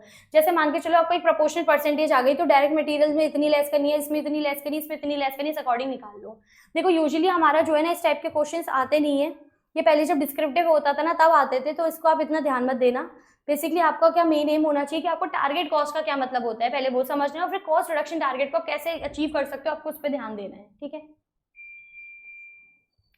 अब देखो मैंने नेक्स्ट आपको क्या बताया, कंपोनेंट्स ऑफ टारगेट कॉस्टिंग। कि टारगेट कॉस्टिंग में जो है कुछ 2 कंपोनेंट्स बताए हुए हैं, तो इसका मतलब ये नहीं कि टारगेट कॉस्टिंग के सिर्फ 2 ही कंपोनेंट होते हैं। देखो हमने जब पढ़ा था ना काइजन कॉस्टिंग, तो उसमें भी हम क्या यूज करते हैं, टारगेट कॉस्टिंग। कि काइजन कॉस्टिंग में आप क्या करो, टारगेट कॉस्टिंग को यूज करके आप क्या करो, डिजायर्ड जो कॉस्ट है उसको अचीव करने की कोशिश करो। तो टारगेट कॉस्टिंग के काफी सारे कंपोनेंट्स होते हैं, लेकिन अब इसको मॉड्यूल में 2 बताए हुए हैं अपनी बुक में, तो हम इन 2 को ही कंसीडर करेंगे फिलहाल। तो वो 2 क्या बताए, एक तो वैल्यू एनालिसिस और एक बताए फंक्शनल एनालिसिस। साथ में एक्टिविटी एनालिसिस और अदर कंसेप्ट जो हैं वो भी हमारे इसमें कवर होते हैं, लेकिन अभी यूजुअली 2 बताएं तो हम इन 2 को डिटेल में पढ़ते हैं। तो देखो वैल्यू एनालिसिस और वैल्यू इंजीनियरिंग ये दोनों जो है ना एकदम अपोजिट हैं। कैसे, वैल्यू एनालिसिस जो है ना वो एग्जिस्टिंग प्रोडक्ट को एनालाइज करता है। मतलब ये क्या करता है, वैल्यू एनालिसिस कैसे वर्क करता है, जैसे देखो आपको एक बार मैंने पढ़ाया था वैल्यू चेन एनालिसिस, ठीक है। वैल्यू चेन एनालिसिस मैंने आपको बताया था। तो इसमें क्या होता है कि इसमें कुछ एक्टिविटीज होती हैं, जैसे inbound logistic, operations, outbound logistic, marketing and sales, और ये आ गया क्या, सर्विस, ठीक है। तो हमने ये पढ़े थे वैल्यू चेन एनालिसिस में, ये हमारी क्या होती है, नंबर ऑफ एक्टिविटीज होती हैं। और ये हमें क्या हेल्प करती हैं, ये हमें हेल्प करती हैं कि आप इन एक्टिविटीज को देखो और उनमें आइडेंटिफाई करो कि कौन सी वैल्यू एडेड एक्टिविटी है। जो वैल्यू एडेड का मतलब है कि जो आपके प्रोडक्ट की क्वालिटी को इंप्रूव करने में हेल्प कर रही है, उस पर तो आप फोकस करो और उस कॉस्ट पे फोकस करके उसको करो, है ना। लेकिन कौन सी नॉन वैल्यू एडेड एक्टिविटी है, कौन सी क्या नॉन वैल्यू एडेड एक्टिविटी है, जो फालतू की एक्टिविटी है, जो प्रोडक्ट की क्वालिटी को इंप्रूव करने में कोई भी तरीके से हेल्प नहीं कर रही, तो उसको एलिमिनेट करने की कोशिश करो। तो आप क्या करो, पहले आइडेंटिफाई करो वैल्यू एडेड एक्टिविटी, और क्या आइडेंटिफाई करो, नॉन वैल्यू एडेड एक्टिविटी। तो जो वैल्यू एडेड एक्टिविटी है उस पर तो क्या करोगे आप, फोकस, और जो नॉन वैल्यू एडेड एक्टिविटी है उसको क्या करोगे, एलिमिनेट। यही मैंने आपको सारा पढ़ाया हुआ था वैल्यू चेन एनालिसिस में। ठीक उसी तरह क्या होता है आपका वैल्यू एनालिसिस बोलता है, वैल्यू एनालिसिस क्या बोलता है, आप एग्जिस्टिंग प्रोडक्ट को एनालाइज करो और उसमें देखो कौन सी वैल्यू एडेड एक्टिविटी और कौन सी नॉन वैल्यू एडेड एक्टिविटी है। जो वैल्यू एडेड एक्टिविटी है उसको फोकस करो और उसमें अब वो आपके प्रोडक्ट को क्वालिटी को इंप्रूव करने में हेल्प करिए, तो उस पर फोकस करके प्रोडक्ट की क्वालिटी को इंप्रूव करो। कॉस्ट को ध्यान में रखते हुए, और अगर नॉन वैल्यू एडेड एक्टिविटी जो फालतू की एक्टिविटी हो रही है उनको कम करने की कोशिश करो, क्योंकि आप उनको हटा दोगे, उनको एलिमिनेट करोगे तो आपके प्रोडक्ट की जो कॉस्ट है वो कम हो जाएगी। जैसे देखो, सपोज मान के चलो हम ये ऑपरेशंस के टाइम पे जो है ना एक्टिविटीज होती है हमारी मल्टीपल, जैसे सेटअप की कॉस्ट हो गई, सेटअप हो गया, असेंबली हो गई, या फिर मशीन रनिंग कॉस्ट हो गई, ये सारी हैं। तो आपने देखा ये सारी एक्टिविटीज जो है ना ये फालतू की एक्टिविटीज है, क्योंकि अगर मैं ढंग से काम करूँ ना तो ये एक्टिविटीज मेरी हो ही नहीं, मतलब ये सेटअप्स वगैरह मुझे बार बार करने नहीं पड़े, असेंबली वगैरह जो है मुझे रीअसेंबली वगैरह नहीं करना पड़े, ये सारी एक्टिविटीज मेरी होंगी ही नहीं। तो बेसिकली मैंने क्या करा, ये देखा और आइडेंटिफाई करा ये मेरी नॉन वैल्यू एडेड एक्टिविटी है, तो मैं इनको कम से कम करने की कोशिश करूंगी, इनको एलिमिनेट करने की कोशिश करूँ। तो वही आगे इसमें बताया हुआ है कि eliminate any cost which do not give any contribution to the value, जैसे मशीन सेटअप की कॉस्ट हो गई, स्टोरेज हो गया, नेसेसरी ट्रांसपोर्ट एंड मूवमेंट हो गया, इन सब एक्टिविटीज को एलिमिनेट करने की कोशिश करें। और ये हम कैसे करेंगे, प्रोडक्ट डिजाइन को रिव्यू करके मटेरियल कंपोजिशन को देख के, प्रोडक्ट की डिजाइन देखो, मटेरियल कंपोजिशन देखो कि मटेरियल कहाँ का एक्स्ट्रा लग रहा है आपका, इन सबको देख के आप एनालाइज करो। तो बेसिकली वैल्यू एनालिसिस जो है ना बिल्कुल वैल्यू चेन एनालिसिस की तरह ही होता है, लेकिन ये शॉर्ट कंसेप्ट है। ये बेसिकली क्या बोलता है, आप एग्जिस्टिंग प्रोडक्ट को एनालाइज करो और जो भी नॉन वैल्यू एडेड एक्टिविटी है उनको एलिमिनेट करने की कोशिश करो by reviewing product design and material composition. वहीं वैल्यू इंजीनियरिंग या फंक्शन एनालिसिस क्या है, ये बोलते हैं कि आप डिजाइन ऑफ न्यू प्रोडक्ट, ये वैल्यू एनालिसिस तो एग्जिस्टिंग पे लगता है, लेकिन वैल्यू इंजीनियरिंग या फंक्शन एनालिसिस जो है ना वो न्यू प्रोडक्ट पे लगता है। अब ये कोई न्यू प्रोडक्ट आप डिजाइन कर रहे हो तो उस पर आपका ये एप्लीकेबल होता है। अब आप इसमें क्या करते हो, आप जो आपका प्रोडक्ट है ना उसको फंक्शनल पार्ट्स में डिवाइड कर देते हो, तरह तरह के पार्ट्स में डिवाइड कर देते हो। इसका मतलब क्या है, इसको समझो। देखो मान के चलो कि आपका जो है आप एसी बनाते थे, ठीक है, सपोज आपने क्या है एसी का बिजनेस स्टार्ट करना चाहा, आप एसी बना रहे हो, मतलब आप एसी लॉन्च करने जा रहे हो, ठीक है, एएस लिमिटेड, ठीक है, एएस लिमिटेड एक कंपनी जो कि एसी लॉन्च करने जा रही है। तो अब वो क्या करेगी, वो पहले मार्केट रिसर्च करेगी, मतलब मार्केट वगैरह में देखेंगे क्या चल रहा है। तो आप वो क्या करेगी, जैसे मान के चलो उसकी प्रोडक्ट की कॉस्ट आ रही है 30,000 और उसकी टारगेट कॉस्ट क्या है, उसकी टारगेट कॉस्ट है सपोज 28,000, ठीक है, उसकी टारगेट की कॉस्ट क्या है 28,000। तो गैप कितना आ रहा है, जिसको हम कॉस्ट रिडक्शन टारगेट भी बोलते हैं, तो ये आ रहा है 2,000 का। तो बेसिकली उसका काम क्या है कि इस 2,000 को कैसे ना कैसे कम करना है। अब आप क्या करो, अब आप अपने एसी जो है ना आपका प्रोडक्ट, इसको फंक्शनल पार्ट्स में डिवाइड करो। कैसे करोगे, सपोज आपने देखा कि इंस्टॉलेशन पे कितनी कॉस्ट आती है, इसके एसी को इंस्टॉल करने पे कितनी कॉस्ट आती है। फिर आपने देखा ऑल वेदर कंडीशन में जो चलता है तब उसकी क्या, उस पर अलग जो हमने फीचर लगाया उसकी क्या कॉस्ट है। फिर इसमें जो डुअल इन्वर्टर लगेगा उसकी क्या कॉस्ट है, या फिर एक वाईफाई कनेक्टिविटी। आपने क्या करा, सब पे एलोकेट कर लिया, आपने प्रोडक्ट को जो है फंक्शनल पार्ट्स में डिवाइड कर दिया कि इंस्टॉलेशन पे क्या कॉस्ट है, ऑल वेदर कंडीशन जो हमने फीचर दिया उसकी क्या कॉस्ट आ रही है, डुअल इन्वर्टर की क्या कॉस्ट है, वाईफाई कनेक्टिविटी की क्या कॉस्ट है। फिर अब आप क्या करो, जैसे आप अपने मार्केट में देखो एक वोल्टास का एसी आता है, एक वोल्टास का एसी आता है और सपोज उसकी कॉस्ट आ रही है 25,000, ठीक है। आपने क्या करा, इसके भी फंक्शनल पार्ट्स को जो है आइडेंटिफाई किया, फंक्शनल पार्ट्स आपने इसके देखे और आपने देखा कि वाईफाई कनेक्टिविटी जो है ना, और आपने देखा कि वाईफाई कनेक्टिविटी जो है ये वोल्टास भी देता है, पर वाईफाई कनेक्टिविटी से कस्टमर जो है इतने खुश नहीं है। मतलब कस्टमर बोल रहे कि क्या है, मतलब क्या हो जाएगा वाईफाई कनेक्ट करने से, तो वो इतने ज्यादा हैप्पी नहीं है। तो वाईफाई कनेक्टिविटी क्या हो गई, ये एक तरह से नॉन वैल्यू एडेड एक्टिविटी हो गई, मतलब एलिमिनेट करो, फालतू का अननेसेसरी का फीचर है। मतलब इससे क्या हो रहा है, एक तो आपकी फालतू की कॉस्ट बढ़ रही है और कस्टमर जो है वो सेटिस्फाइड भी नहीं हो रहे हैं। तो ये क्या है, एक फालतू का फीचर है, अननेसेसरी फीचर। तो इस तरह से आप आइडेंटिफाई करो, अपने प्रोडक्ट को फंक्शनल पार्ट्स में डिवाइड करो और उसमें देखो कौन सा काम का फीचर है। जैसे ये तीनों जो है वैल्यू एडेड फीचर्स हैं, अगर ये नाम रखते हैं तो कस्टमर अट्रैक्ट होंगे। लेकिन वाईफाई कनेक्टिविटी जो है फालतू का फीचर है, तो आप इसको क्या करो, एलिमिनेट कर दो, इसको एलिमिनेट कर दो, इस तरह से आपकी कॉस्ट जो है कम हो जाएगी। तो यही इसमें बोला है कि सबसे पहले क्या लगता है, जब प्रोडक्ट की डिजाइन करते हो आप प्रोडक्ट को क्या करो, फंक्शनल पार्ट्स में डिवाइड कर दो और इसमें एलिमिनेट करो अननेसेसरी फीचर और ऐड करो न्यू और अट्रैक्टिव फीचर। मान के चलो कि इंस्टेंट कूलिंग जो है ना एक नया फीचर है जो कस्टमर को अट्रैक्ट करेगा, तो आप इसको ऐड करो। जैसे 5 स्टार वगैरह जो फीचर्स होते हैं कि एनर्जी को मतलब इलेक्ट्रिसिटी वगैरह को सेव करेंगे, तो ये अट्रैक्टिव फीचर्स होते हैं, कस्टमर इनकी तरफ अट्रैक्ट होते हैं। तो इस तरह के फीचर्स को ऐड ऑन करो और जो फालतू के फीचर्स हैं उनको एलिमिनेट करो।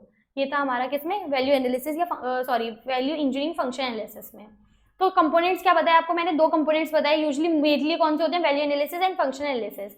वैल्यू एनालिसिस क्या करता है, वो एग्जिस्टिंग प्रोडक्ट को एनालाइज करता है और एलिमिनेट करता है सारी कॉस्ट को जो एड ऑन नहीं करती है to the contribution to the value of the product by reviewing product design and material composition. और फंक्शन एनालिसिस क्या करता है, वो प्रोडक्ट की जो आप डिजाइन कर रहे हो ना, कोई नई प्रोडक्ट की डिजाइन, उसमें हेल्प करता है कैसे आप प्रोडक्ट के फंक्शनल पार्ट्स को डिवाइड करो प्रोडक्ट को फंक्शनल पार्ट्स में डिवाइड करो और उसमें देखो कि कौन सा फालतू का फीचर है उसको एलिमिनेट करो, और जो वैल्यू एडेड फीचर है मतलब जो लगे आपको अट्रैक्ट करे कस्टमर को, नया फीचर है, उसको आप इंक्लूड करो। तो इस तरह से आप कर सकते हो। देखो जब भी आप इन दोनों से डीलिंग करोगे ना, वैल्यू एनालिसिस और फंक्शनल एनालिसिस, आपको ये बहुत सारे क्वेश्चंस हैं, इनको आंसर करना पड़ेगा। क्या क्या कि आप क्या फंक्शंस जो है डिलीट का, can we eliminate function from the production process, yes we can, ठीक है। डिजाइन मिनिमाइज कर सकते हैं, design the product better for manufacturing process, ये भी कर सकते हो। कोई सब्स्टिट्यूट पार्ट्स हैं कि is there a better way, इससे अलावा कोई और अच्छा तरीका है क्या, इस सारे क्वेश्चन के संग आप डील करते हो जब भी आप इन दोनों में कंपोनेंट्स में डीलिंग करते हो। अब लास्ट मैंने इसमें बताया pros and cons of target costing, target costing को यूज करके क्या प्रोज एंड कॉन्स होते हैं। तो देखो फायदा क्या क्या होता है, प्रोज का मतलब फायदा, कॉन्स का मतलब नुकसान। तो प्रोज क्या है कि रियल सेविंग होती है। रियल सेविंग कैसे होगी कि आपने टारगेट सेट कर लिया, ठीक है, और आपके एक्सपेक्टेड या करंट कॉस्ट आपने देख ली, तो आपको पता है कि एक्चुअल में आपको कितनी कॉस्ट बचानी है, तो रियल सेविंग होती है। ये क्या होता है, प्रोएक्टिव अप्रोच होता है, मतलब आप पहले से ही प्लान करके चलते हो कि आपकी ये कॉस्ट आ रही है और आपको इतना टारगेट लेके चलना है। ऐसा नहीं कि जब आपका जो ईयर एंड का रिजल्ट आया तब आपने देखा और तब आपने स्टेप्स उठाए, नहीं, आप प्रोएक्टिव रहते हो रिएक्टिव की बजाय। ये वैल्यू एडेड एक्टिविटी पे फोकस करता है, ये मैंने भी आपको बताया। Market driven approach towards cost, ये मार्केट ड्राइवन अप्रोच क्यों बोला, क्योंकि आप मार्केट में देखते हो कि कॉस्ट क्या चल रही है, मतलब सेलिंग प्राइस क्या है, उसी के अकॉर्डिंग तो आप कॉस्ट डिटरमाइन करोगे। देखो स्टार्टिंग में मैंने आपको बताया ना कि सेलिंग प्राइस में से आप डिजायर्ड प्रॉफिट लेस करते हो, टारगेट कॉस्ट आती है। तो ये कॉस्ट के लिए क्या मार्केट ड्राइवन अप्रोच है कि मार्केट में आप देखो पहले सेलिंग प्राइस क्या है, उसमें से डिजायर्ड प्रॉफिट लेस करो, आपकी कॉस्ट आ जाएगी। Capable to take into initial design cost and engineering cost, जब भी आप प्रोडक्ट की जब डिजाइन करते हो ना, तो आप क्या इनिशियल डिजाइन की कॉस्ट, इंजीनियरिंग कॉस्ट, ये सब भी सारे कंसीडर करते हो। तो इसलिए टारगेट कॉस्टिंग को ये करने का फायदा है, ये सारे इसके फायदे दिए हुए हैं। लेकिन देखो सिंपल सी बात है, कोई चीज़ के प्रोज हैं तो कॉन्स भी होंगे, बेनिफिट है तो लॉस भी होंगे, और एडवांटेज और डिसएडवांटेज भी होंगे। तो अब इसके कॉन्स क्या क्या है वो और समझो। इसमें क्या होता है, आपको कॉस्ट का डिटेल डेटा चाहिए होता है, बहुत डिटेल में आपको एनालिसिस वगैरह करने पड़ते हैं। और ये कभी कभी प्रोडक्ट की जो वो है ना वैल्यू, मतलब प्रोडक्ट की जो क्वालिटी, वो नेगेटिवली को कभी कभी इफेक्ट कर देता है। इसलिए देखो मैंने यहाँ पे लिखा है मैंने क्यों लिखा है कि कभी कभी जो है प्रोडक्ट की मतलब क्या टारगेट कॉस्ट को अचीव करने के लिए प्रोडक्ट की क्वालिटी को कभी कभी नेगेटिवली अफेक्ट कर देते हैं, मतलब खराब कर देते हैं।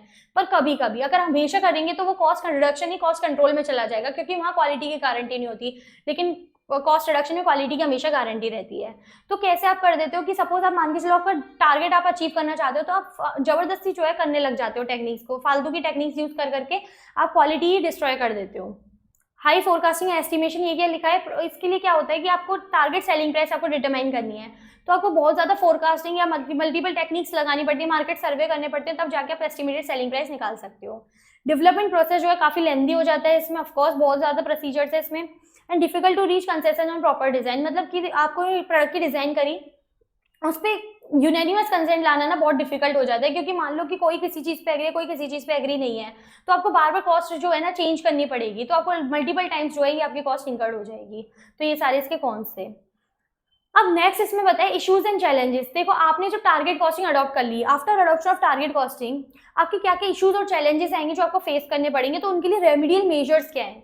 इसमें 2-3 चीजें बताइए कि सबसे पहले आपको बताइए कि टारगेट कॉस्टिंग आपने अडॉप्ट कर ली, उसके बाद इश्यूज एंड चैलेंजेस क्या आएंगे, फिर इश्यूज एंड चैलेंजेस आ गए तो उसके रेमेडियल मेजर्स क्या हैं।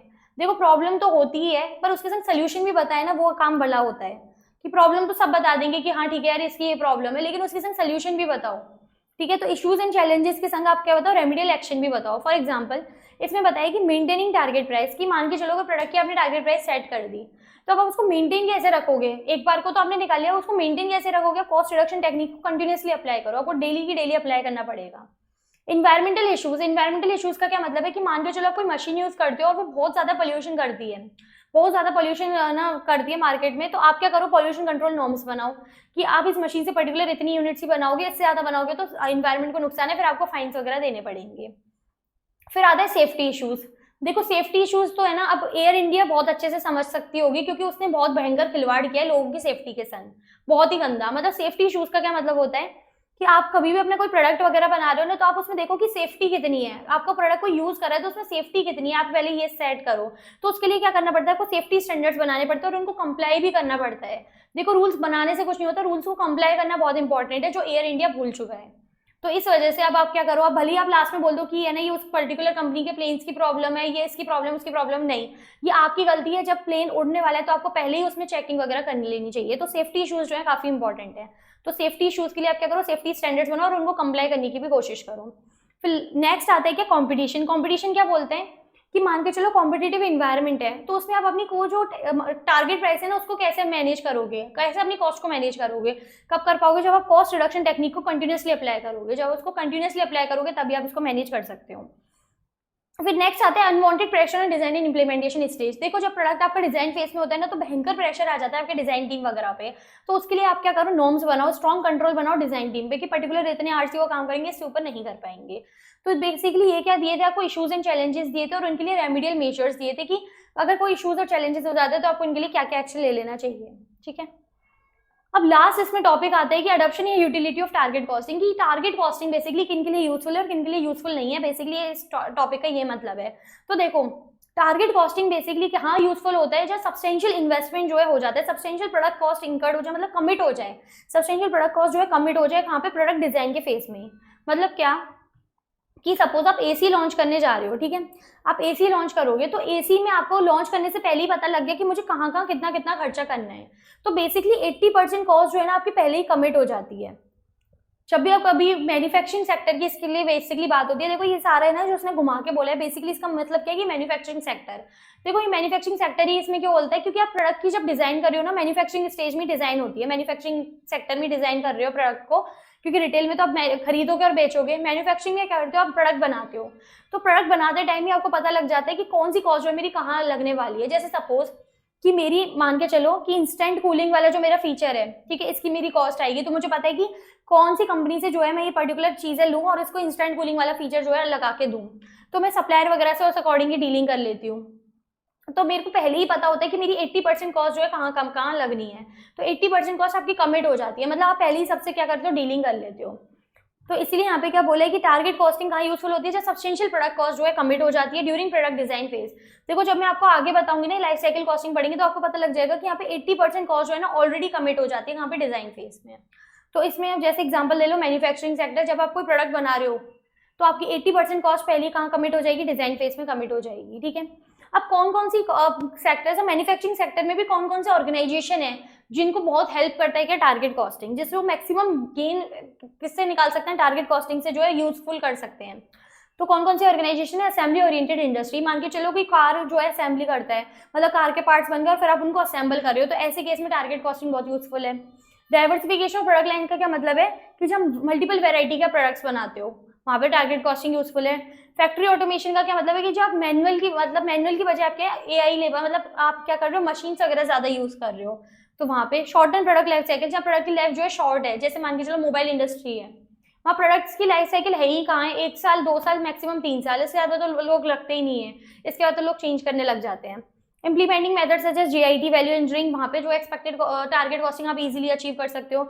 And having high level of competition, कोई ऐसी इंडस्ट्री जहाँ पे भयंकर कंपटीशन होता है तो वहाँ पे भी क्या टारगेट कॉस्टिंग काफी यूजफुल है।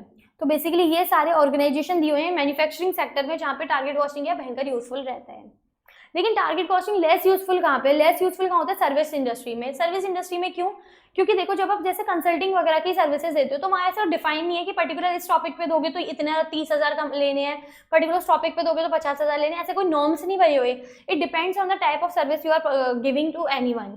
तो सर्विस इंडस्ट्री में क्या लेस यूजफुल रहता है, तो आप टारगेट सेट नहीं कर सकते। एंड ऑल्सो एक ऐसी कंपनी जो कि रॉ मटेरियल का प्रोडक्शन करती है, वहाँ पे भी आप टारगेट कॉस्ट सेट नहीं कर सकते क्योंकि सबकी अपनी अपनी प्राइस होगी।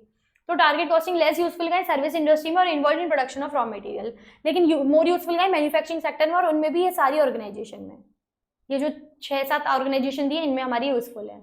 तो बेसिकली इसी के साथ हमने टारगेट कॉस्टिंग जो है अच्छे से कंप्लीट कर लिया। तो टारगेट कॉस्टिंग क्या था, बेसिकली कॉस्ट मैनेजमेंट टेक्निक है जिसका मेन एम क्या होता है, कॉस्ट को रिड्यूस करना with the help of value analysis, functional analysis and activity analysis. ठीक है, तो ये सारा मैंने आपको बताया कि कैसे कैलकुलेट करने, इसमें क्या कंपोनेंट्स है, pros and cons, issues and challenges, and last में कहाँ यूजफुल है कहाँ यूजफुल नहीं है, अडॉप्शन या यूटिलिटी। अब जो है हम इसके नेक्स्ट इंपॉर्टेंट टॉपिक पे चल लेते हैं, वो है लाइफ साइकिल कॉस्टिंग। देखो लाइफ साइकिल कॉस्टिंग क्या बोलता है, इसको समझो।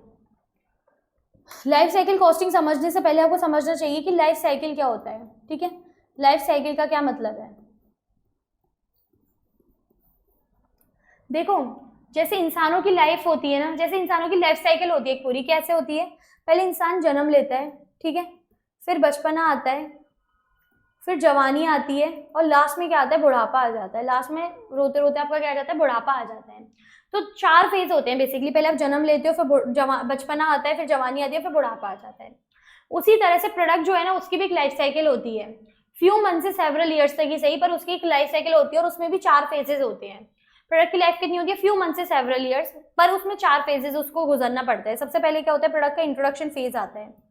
सबसे पहले क्या होता है? इंट्रोडक्शन। फिर आप क्या करते हो? प्रोडक्ट का आपका ग्रोथ होती है, फिर प्रोडक्ट का एक मैच्योरिटी फेज आता है और लास्ट में प्रोडक्ट का जो है डिक्लाइन फेज आ जाता है। लास्ट में प्रोडक्ट का जो है डिक्लाइन फेज आ जाता है। जैसे बोलते हैं ना, सबका कोई ना कोई टाइम आता है और उसके बाद सब चले जाते हैं, वही बात है सिंपल, कि पहले कोई प्रोडक्ट आपका मार्केट में इंट्रोड्यूस हुआ तो वो क्या इंट्रोडक्शन फेज में, फिर धीरे धीरे वो ग्रो करेगा तो वो ग्रो फेज में, फिर क्या होगी? मैच्योरिटी आएगी और लास्ट में जो है वो डिक्लाइन हो जाएगा। तो basically introduction, growth, maturity, decline, ये क्या होते हैं? लाइफ साइकिल में फेज होते हैं किसी प्रोडक्ट के।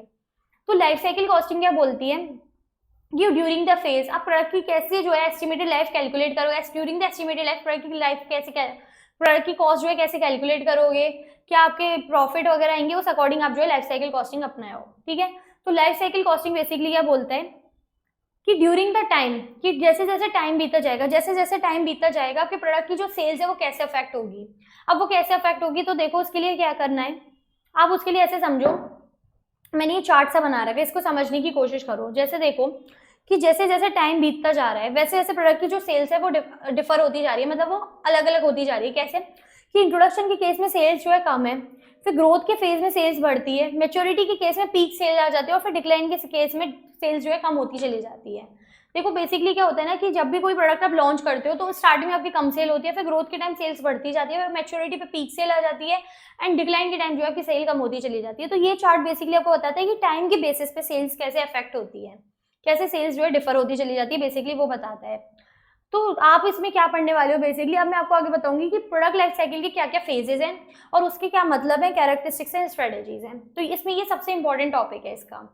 तो phases of product life cycle, तो बेसिकली मैंने अभी आपको क्या बताया, 4 तरह के हमारे फेजेस होते हैं, एक इंट्रोडक्शन, एक ग्रोथ, दूसरा मैच्योरिटी, लास्ट में डिक्लाइन, चौथा। ठीक है, अब देखो इंट्रोडक्शन का क्या मतलब है। इंट्रोडक्शन फेज में क्या होता है कि आपका कोई प्रोडक्ट इंट्रोड्यूस हुआ मार्केट में तो कस्टमर क्या होता है, मिनिमम अवेयर होता है, कंपटीशन ना के बराबर होता है, प्रॉफिट होते ही नहीं है। कंपटीशन ना के बराबर प्रॉफिट क्यों नहीं होते? देखो प्रॉफिट तो इसलिए होंगे क्योंकि अभी आपकी सेल्स ही नहीं हो पा रही है, तो प्रॉफिट तो कहाँ से होंगे। एंड कंपटीशन ना के बराबर इसलिए क्योंकि ह्यूमन समझ लेना कि इंडस्ट्री नॉन कॉम्पिटेटिव है, इसमें ऐसा प्रोडक्ट लॉन्च किया नहीं। कंपटीशन ना के बराबर इसलिए हो गया क्योंकि आपका प्रोडक्ट जो है ना अभी बिक ही नहीं रहा, तो कॉम्पिटिटर की जितनी सेल है ना आप अभी उधर तक ही नहीं पहुंच पा रहे, तो कॉम्पिटिटर को बीट करना है या उनको टक्कर देना तो बहुत बड़ी बात है, अभी तो आप उनके बेसिक फर्स्ट लेवल पे भी नहीं पहुंच पा रहे हो, इसलिए कॉम्पिटिशन क्या होता है, नेग्लिजिबल होता है। ठीक है, तो आप क्या करो, आप कैरेक्टरिस्टिक्स क्या क्या दे रखे, आप क्या करो, बहुत सारी प्रमोशन और कॉस्ट वगैरह पे एफर्ट्स वगैरह करो, मतलब क्या करो, एडवर्टीजमेंट वगैरह ज्यादा कराओ। इसमें कुछ कॉम्पिटिटर्स होते हैं जो कि बेसिक वर्जन जो है प्रोडक्ट का बनाते हैं, मतलब ये आपको क्या समझाना चाह रहा है कि कॉम्पिटिटिव इंडस्ट्री है, मतलब ह्यूमन सोचो नॉन कॉम्पिटिटिव, आपने फर्स्ट टाइम कोई प्रोडक्ट लॉन्च किया, नहीं, ये कॉम्पिटिटिव इंडस्ट्री, इसमें कॉम्पिटिटर क्या करें, बेसिक वर्जन बना रहे हैं किसी प्रोडक्ट का। और product customization are not possible, refinement का मतलब क्या है, कस्टमाइजेशन मतलब पॉसिबल नहीं है। लेकिन इसके लिए स्ट्रेटेजी क्या क्या बताइए कि आप अट्रैक्ट करो कस्टमर को प्रमोशन से, प्रमोशन वगैरह ज्यादा कराओ, अपना चैनल जो एक्सपेंड करो, मतलब आप क्या करो, अपने रिटेलर या होलसेलर या रिटेलर को जो है ना अपने प्रोडक्ट ज्यादा से ज्यादा बेचो और उनको बोलो कि आप कस्टमर को बहकाओ कि आपका प्रोडक्ट वो लें। देखो इसके लिए मैं आपको क्या करती हूँ, एक एग्जाम्पल लेके समझाती हूँ तो आपको बहुत अच्छा रिलेट होगा। जैसे देखो आजकल मार्केट में एक आइसक्रीम चल रही है होको, ठीक है, तो होको जो है ना अब आज के टाइम पे जो है ग्रोथ फेज में है, लेकिन पहले जो था वो लॉन्च कब हुआ था, अक्टूबर 2023 में। तो अक्टूबर 2023 से 2025 तक की अगर हम बात करें तो वो क्या था, इंट्रोडक्शन फेज में था। वो क्या था, इंट्रोडक्शन फेज में।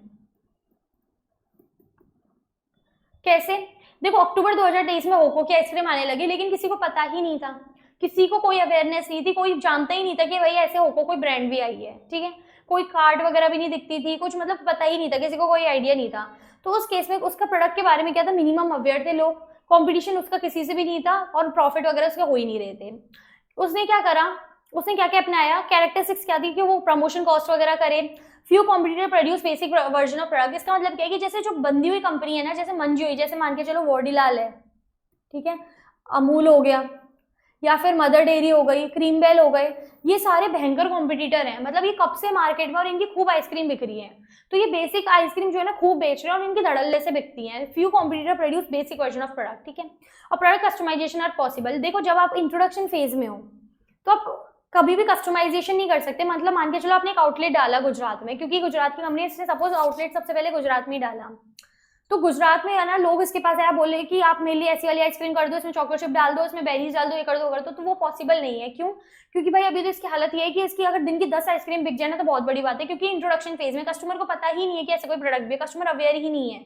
तो ऐसी सिचुएशन में इस फेज में कस्टमाइजेशन पॉसिबल नहीं होता, तो इसलिए product refinement are not possible. तो इसने क्या करा, इसने स्ट्रेटेजी लगाई, क्या क्या लगाई, इसने प्रमोशन वगैरह बहुत करे, इसने अपने एक्सपेंड करे डिस्ट्रीब्यूटर होलसेलर के संग कि आप है ना मेरा प्रोडक्ट ज़्यादा से ज़्यादा सेल करो, और इंड्यूस कस्टमर और रिटेलर को क्या बोला कि आप कस्टमर को बहकाओ कि वो मेरा प्रोडक्ट लें।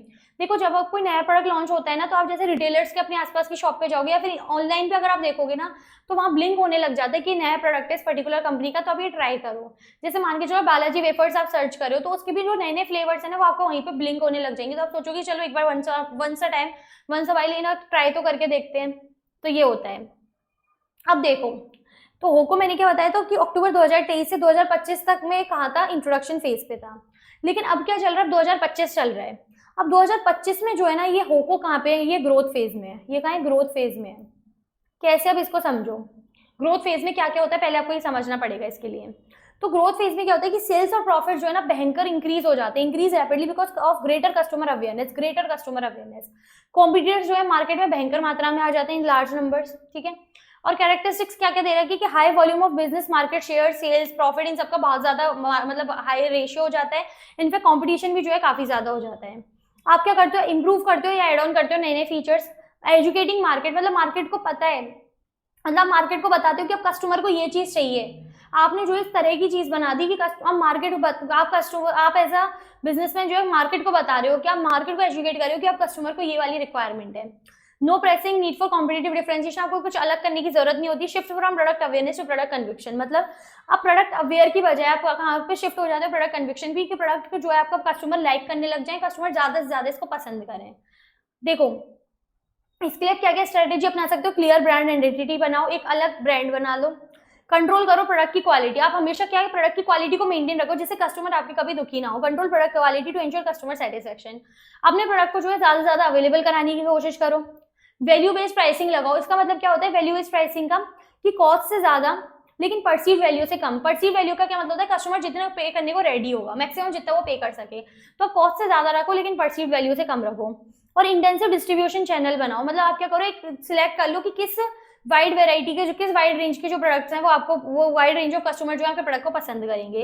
To handle additional volume in new market, और ऑफर करो product with extension service and warranty. ये सारी आप अपनाओ। देखो अब आपको अभी ऐसे समझ नहीं आएगा, मैं आपको फिर से एक और एग्जांपल लेके समझाती हूँ, वही है कौन सा, होको का। तो देखो अक्टूबर 2023 से 2025 तक होको कहाँ था इंट्रोडक्शन में, लेकिन 2025 से क्या हो रहा है, वो ग्रोथ फेज में आ गया है। अब कैसे आया वो समझो। देखो होको ने सबसे पहले अपनी एक आइसक्रीम लॉन्च करी थी, वो थी क्या, मड स्लाइड, ठीक है, मड स्लाइड, जो कि बड़ी सी होती है और आगे कोन होती है, बहुत अच्छी सी स्टाइलिश, ठीक है। साथ ही साथ जब उसको लोग जानने लग गए, लोग काफी सारी रील्स वगैरह बनाने लग गए, भयंकर प्रमोशन वगैरह होने लगे इन्फ्लुएंसर के दौरान, तो उसने अपनी एक और आइसक्रीम लॉन्च करी गर्मी के सीजन में, वो थी क्या, आमची, ठीक है, आमची। अब आमची उसने नाम एक तो ऐसा रखा कि लोग आराम से उसको पकड़ पा रहे हैं, ब्रांड इस्टेब्लिश कर दी, क्लियर ब्रांड आइडेंटिटी। कुछ लोगों को तो ये भी नहीं पता था कि होको की है, वो तो बस बोलते थे आमची है क्या, आमची है क्या, ठीक है।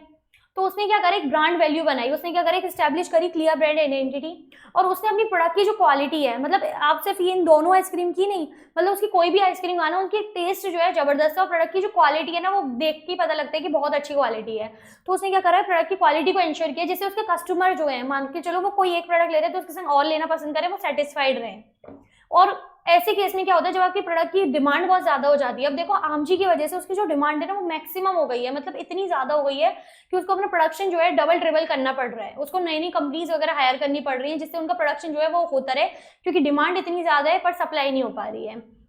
तो ऐसे केस में क्या होता है, आपको अवेलेबल कराना पड़ता है, maximize availability of the product, जिसमें अब ये होको इन दिनों इसमें लैग कर रहा है कि उसकी डिमांड इतनी ज्यादा है लेकिन सप्लाई नहीं हो पा रही, क्योंकि उसकी प्रोडक्ट जो है अवेलेबल ही नहीं है मार्केट में, मतलब उसका प्रोडक्शन ही नहीं हो पा रहा, वो कैसे इतनी सेटिस्फाई करे, उसको भी उम्मीद नहीं थी ना कि ऐसा कुछ हो जाएगा।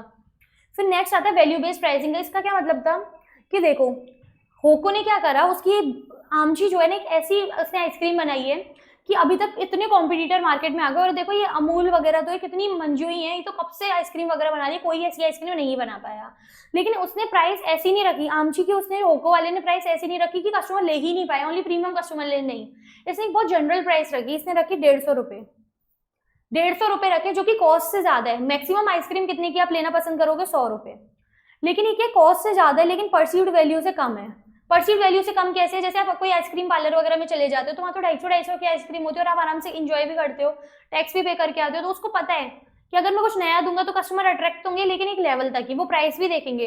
तो 100 से ज्यादा है लेकिन मान के चलो 250 परसीव्ड वैल्यू, तो उससे कम है, तो उसने प्राइस क्या रखी? 150। ये होता है वैल्यू बेस्ड प्राइसिंग को यूज करना तरीके से, ठीक है। इसके बाद क्या है? Intensive distribution channel. इसका क्या मतलब है कि उसने क्या करा, मैंने आपको बताया ना, नई नई कंपनीज अगर वो एड ऑन कर रहे हैं अपने में, जिससे वो क्या करे, अपना जो प्रोडक्शन है वो डबल कर सके। तो intensive distribution channel to handle additional volume and new market. और ऑफर कर रहा है product with extension service and warranty. तो नई नई वारंटी वगैरह, नई नई कस्टमर प्रोडक्ट्स वगैरह लाके वो ऑफर कर रहे हैं एक्सटेंशन वगैरह, जैसे कॉम्बो वगैरह बना दिया। जैसे स्विगी पे आप देखोगे ना तो नए नए कॉम्बो बन जाते हैं, जैसे आमचूर मड स्लाइड का कॉम्बो बन जाएगा, वो आपको सस्ता पड़ जाएगा। इस तरह से आप क्या करो, ऑफर्स लगाओ। तो बेसिकली होको ने क्या करा, पूरा ग्रोथ फेज को एंजॉय करा इन सारी चीजों को अप्लाई करके। तो उसकी वजह से क्या हुआ, उसकी सेल्स और प्रॉफिट भयंकर बढ़ चुके हैं। कॉम्पिटिटर्स बहुत ज्यादा मार्केट में आ चुके हैं लेकिन वो उसको अफेक्ट नहीं कर पा रहे, और उसका वॉल्यूम वगैरह जो है ना, सेल्स वगैरह काफी बढ़ गया है। वो नए नए फीचर्स वगैरह ऐड करता जा रहा है। जैसे देखो, पहले उसने मड स्लाइड लाया, मड स्लाइड के बाद आमची लिया, अब क्या पता वो कुछ और नया ला रहा हो। एंड इनफैक्ट अब तो जो है होको के जो है रेडी टू ईट वाले प्रोडक्ट्स भी आने लग गए हैं। तो देखो किस तरह से वो नई नई चीजें लाया जा रहा है। मार्केट को उसने बताया कि एक्चुअल में कस्टमर को रिक्वायर्ड क्या है, उसको प्रोडक्ट डिफरेंशिएशन की कोई जरूरत नहीं, क्योंकि उसने अपनी जो है एस्टैब्लिश कर ली क्लियर ब्रांड आइडेंटिटी। और लोग अब प्रोडक्ट अवेयरनेस की वजह प्रोडक्ट कन्विक्शन पे जा रहे हैं। कि देखो प्रोडक्ट कन्विक्शन का कैसे इसमें मतलब होगा कि सपोज जैसे मैंने आमची खा ली, मैंने बोला यार तो बड़ी यम्मी, चलो इसकी और आइसक्रीम ट्राई करते हैं, तो हम ये इंश्योर करेंगे कि यार इसकी तो सारी ही आइसक्रीम बहुत अच्छी है। हम उस तरह से प्रोडक्ट अवेयरनेस की बजाय प्रोडक्ट कन्विक्शन पे जाएंगे। ये होता है प्रॉपर। नेक्स्ट आते हैं कि मैच्योरिटी। तो देखो होको अभी ग्रोथ फेज में है तो उसको ग्रोथ फेज ही इंजॉय करने दो। मैच्योरिटी और डिक्लाइन समझने के लिए मैं आपको अलग एग्जांपल लेकर समझा दूंगी। मैच्योरिटी फेज का क्या मतलब होता है कि सेल्स इसमें इंक्रीज तो होती है लेकिन डिक्रीजिंग रेट पे इंक्रीज होती है। मतलब सेल्स तो आपकी बढ़ रही है लेकिन जितनी ग्रोथ में बढ़ी थी ना उतनी नहीं बढ़ेगी। अब मैच्योरिटी में एक बार को पीक सेल मिल जाएगी लेकिन उसका सेल्स जो है डिक्रीज होने लग जाएगी। तो sales continue to increase but at decreasing rate.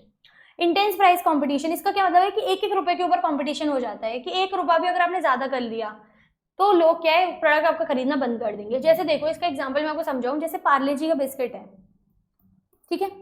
Parle जी का बिस्किट जो है ना, इसका क्या है कि इसकी सेल्स तो बढ़ती है लेकिन अब बहुत कम हो गई है, डिमांड बहुत ज्यादा कम है, क्योंकि लोग अब इसके इतने कॉम्पिटिटर्स आ गए, इतने ज्यादा अल्टरनेटिव्स आ गए ना, लोग पार्ले जी ज्यादा पसंद नहीं करते। लेकिन फिर भी पार्ले जी बिकता है और धड़ल्ले से बिकता है। लेकिन इसमें क्या इंटेंस प्राइस कंपटीशन, मतलब प्राइस अगर वो एक रुपया भी बढ़ा देना, अपने 5 की बजाय 6 रुपया भी कर देगा ना बिस्किट का, तो कोई नहीं खरीदेगा। बोलेगा इससे अच्छा तो हम बाकी का ही ले लेंगे। तो आपने साइज भी छोटा कर दिया, जिसको आप शिंकेशन बोलते हो, आपने तो साइज भी छोटा कर दिया और आप प्राइस भी ज्यादा चार्ज कर रहे हो, ठीक है। और ऐसे केस में आपका प्रॉफिट जो है वो डिक्लाइन होता चला जाता है।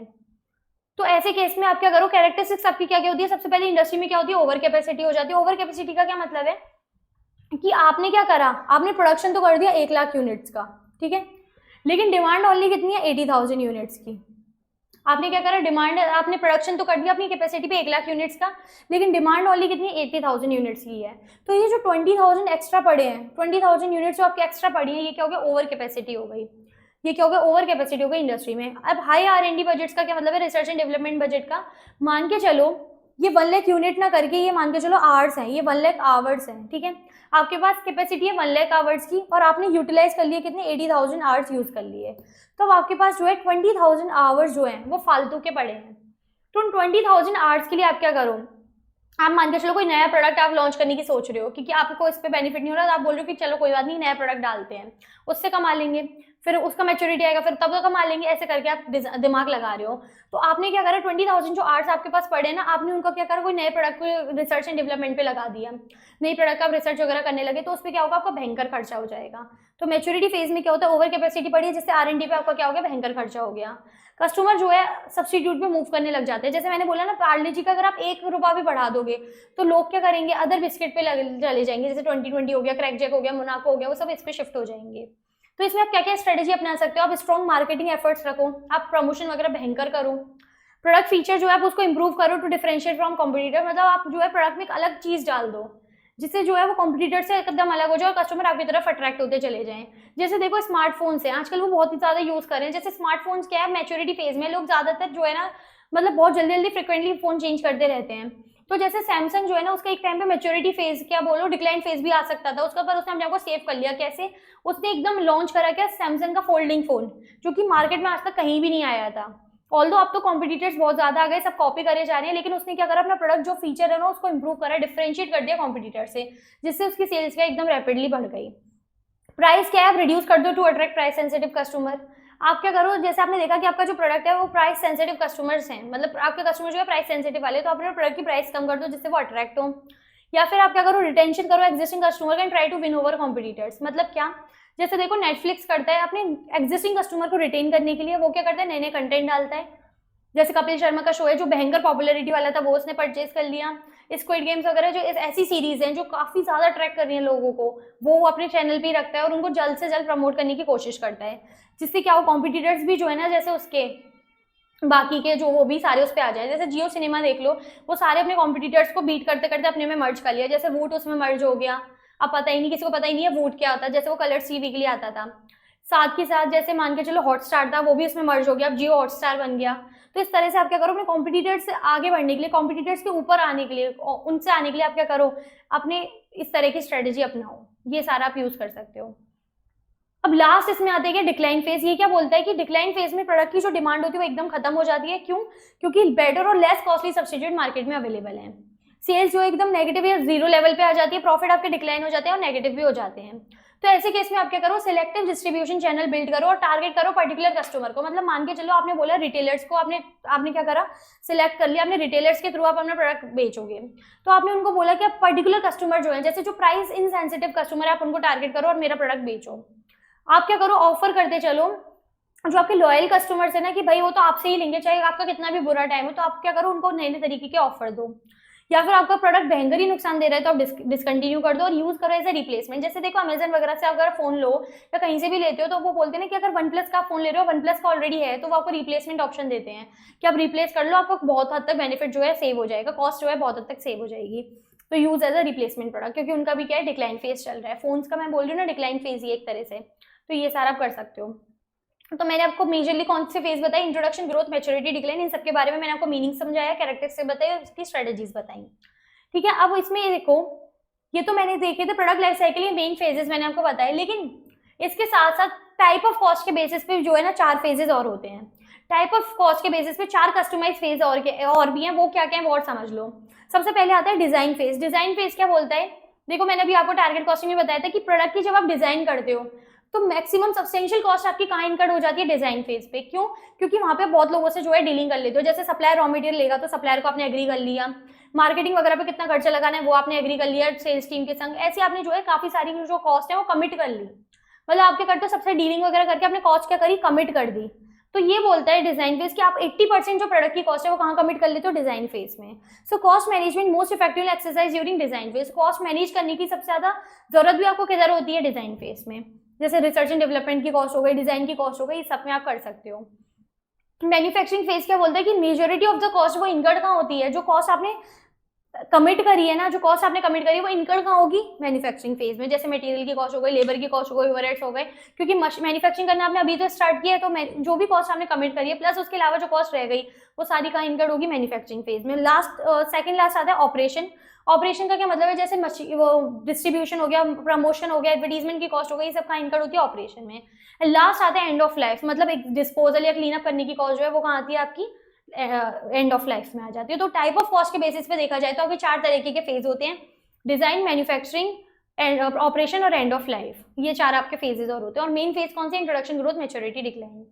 अब देखो प्रोडक्ट लाइफ साइकिल कॉस्टिंग को यूज करके क्या क्या इंपॉर्टेंस है इसके, क्या क्या यूज क्या आता है, लाइफ साइकिल कॉस्टिंग कैसे यूज आएगा, क्या क्या इसकी इंपॉर्टेंस है। तो देखो पीसीएफ, एचसीएफ तो आपने बचपन में पढ़ा था, अब याद रखना पीसीएफ। पीसीएफ का क्या मतलब है, प्लानिंग टूल।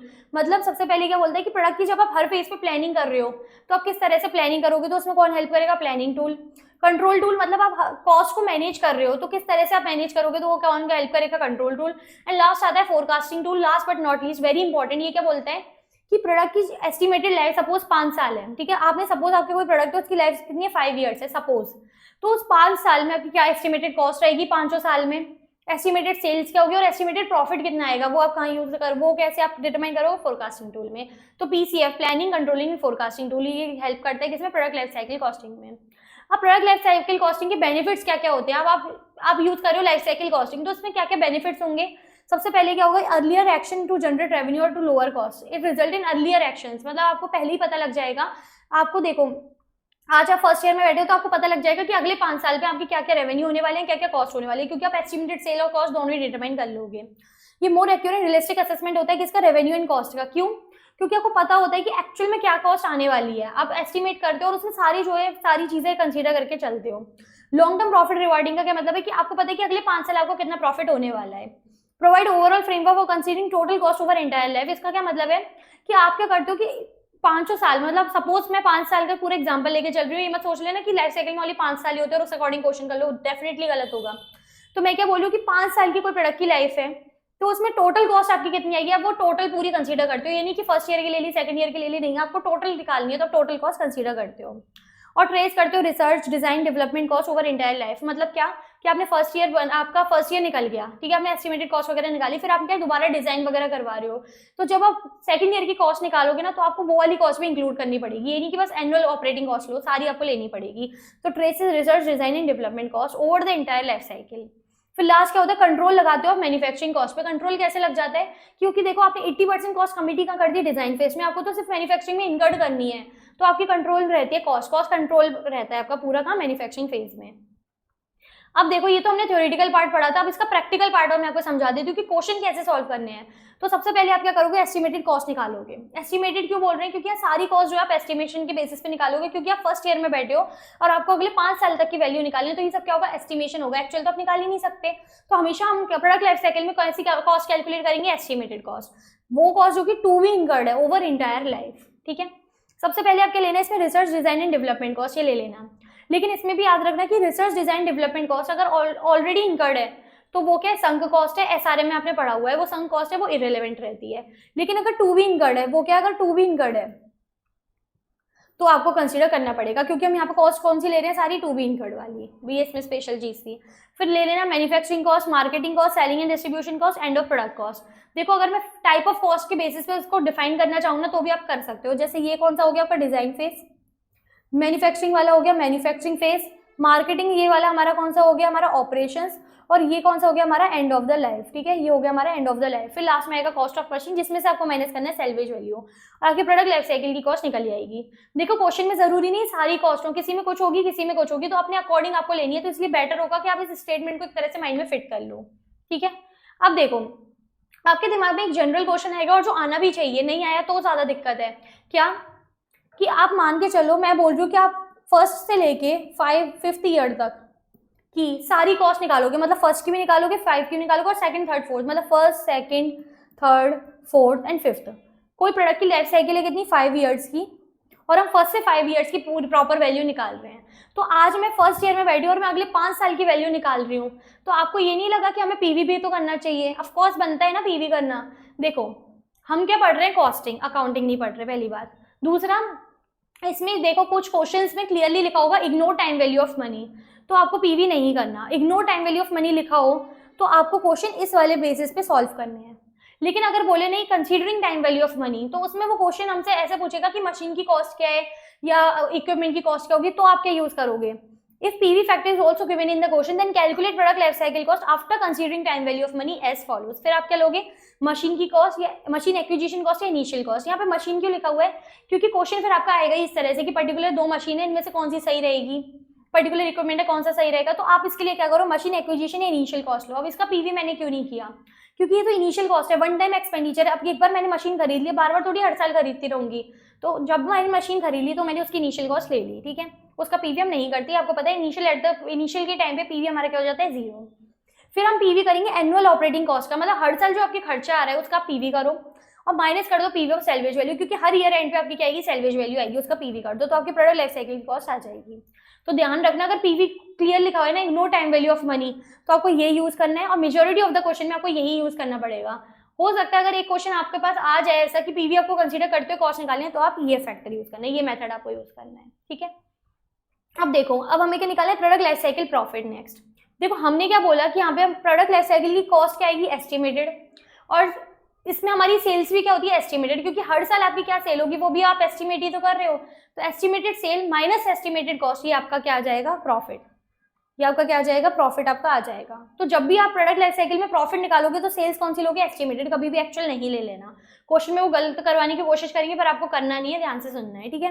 और प्रोडक्ट लाइफ साइकिल की कॉस्ट भी क्या, एस्टिमेटेड, तो आपका प्रॉफिट क्या आ गया, एस्टिमेटेड प्रॉफिट आपका निकल के आ जाएगा। तो आपको जरूरी नहीं है कि वो बोले कि एस्टिमेटेड प्रॉफिट ही निकालो, सिंपल प्रॉफिट लिख देंगे और आपको ऐसे कैलकुलेट करना है, ठीक है। तो ये था पूरा आपका क्या, लाइफ साइकिल कॉस्टिंग, जो कि हाँ इंपॉर्टेंट होता है पर ट्रिकी नहीं होता। लोग पता है यूजुअली इन फेजेस वगैरह को देख के डर जाते हैं, पर आप तो एग्जाम्पल ही इस तरह से माइंड में सेट करो कि आपको कोई टेंशन ही ना हो। इस तरह से रियल लाइफ एग्जाम्पल लाइफ में रखा करो, ठीक है। तो पहले मैंने आपको फेजेस बता दिए, इसमें टाइप ऑफ कॉस्ट के बेसिस पे फेजेस बता दिए, इंपॉर्टेंस देख ली, बेनिफिट्स देख ली, कैलकुलेशन देख ली विच इज अटमोस्ट इंपॉर्टेंट, और इस तरह से हमारे टॉपिक कंप्लीट हो गया। अब नेक्स्ट हम पढ़ते हैं इसमें क्या, थ्योरी ऑफ कंस्ट्रेंट या थ्रूपुट अकाउंटिंग। अब ये क्या बोलता है, इसका मतलब क्या होता है कि मान के चलो आपके बिजनेस में कोई बॉटलनेक रिसोर्स है, तो उस बॉटलनेक रिसोर्स को कैसे मैनेज किया जाए या रिमूव किया जाए जिससे आपका प्रॉफिट जो है मैक्सिमाइज हो जाए। आपको मैंने क्या बोला कि आपके बिजनेस में कोई बॉटलनेक रिसोर्स है, तो उस बॉटलनेक रिसोर्स को किस तरह से मैनेज या रिमूव किया जाए जिससे आपका प्रॉफिट क्या हो, मैक्सिमाइज हो जाए। तो अब आपके माइंड में आएगा भाई ये बॉटलनेक का क्या मतलब है, तो अलग ही टाइप का वर्ड हो गया, बॉटल एंड नेक ये क्या है। तो देखो बॉटलनेक का क्या मतलब होता है कि कोई बिजनेस में मल्टीपल रिसोर्सेज हैं। मल्टीपल रिसोर्स का मतलब है कि मल्टीपल टाइप ऑफ मटेरियल हो गए, लेबर हो गई या मशीन आर्ट्स हो गए। तो मल्टीपल टाइप के मटेरियल में लेबर या मशीन आर्ट्स है, जिसको मैं रिसोर्सेज बोल रही हूँ। किसी प्रोडक्ट को प्रोड्यूस करने में आप मल्टीपल रिसोर्सेज यूज करते हो, तो मल्टीपल टाइप के रिसोर्सेज हैं। तो जिसमें जिस भी रिसोर्स की रिक्वायरमेंट तो ज्यादा है लेकिन अवेलेबिलिटी कम है। मैंने क्या बोला कि रिक्वायरमेंट तो ज्यादा है, रिक्वायरमेंट तो है मेरी क्या ज्यादा, लेकिन अवेलेबिलिटी है क्या, कम।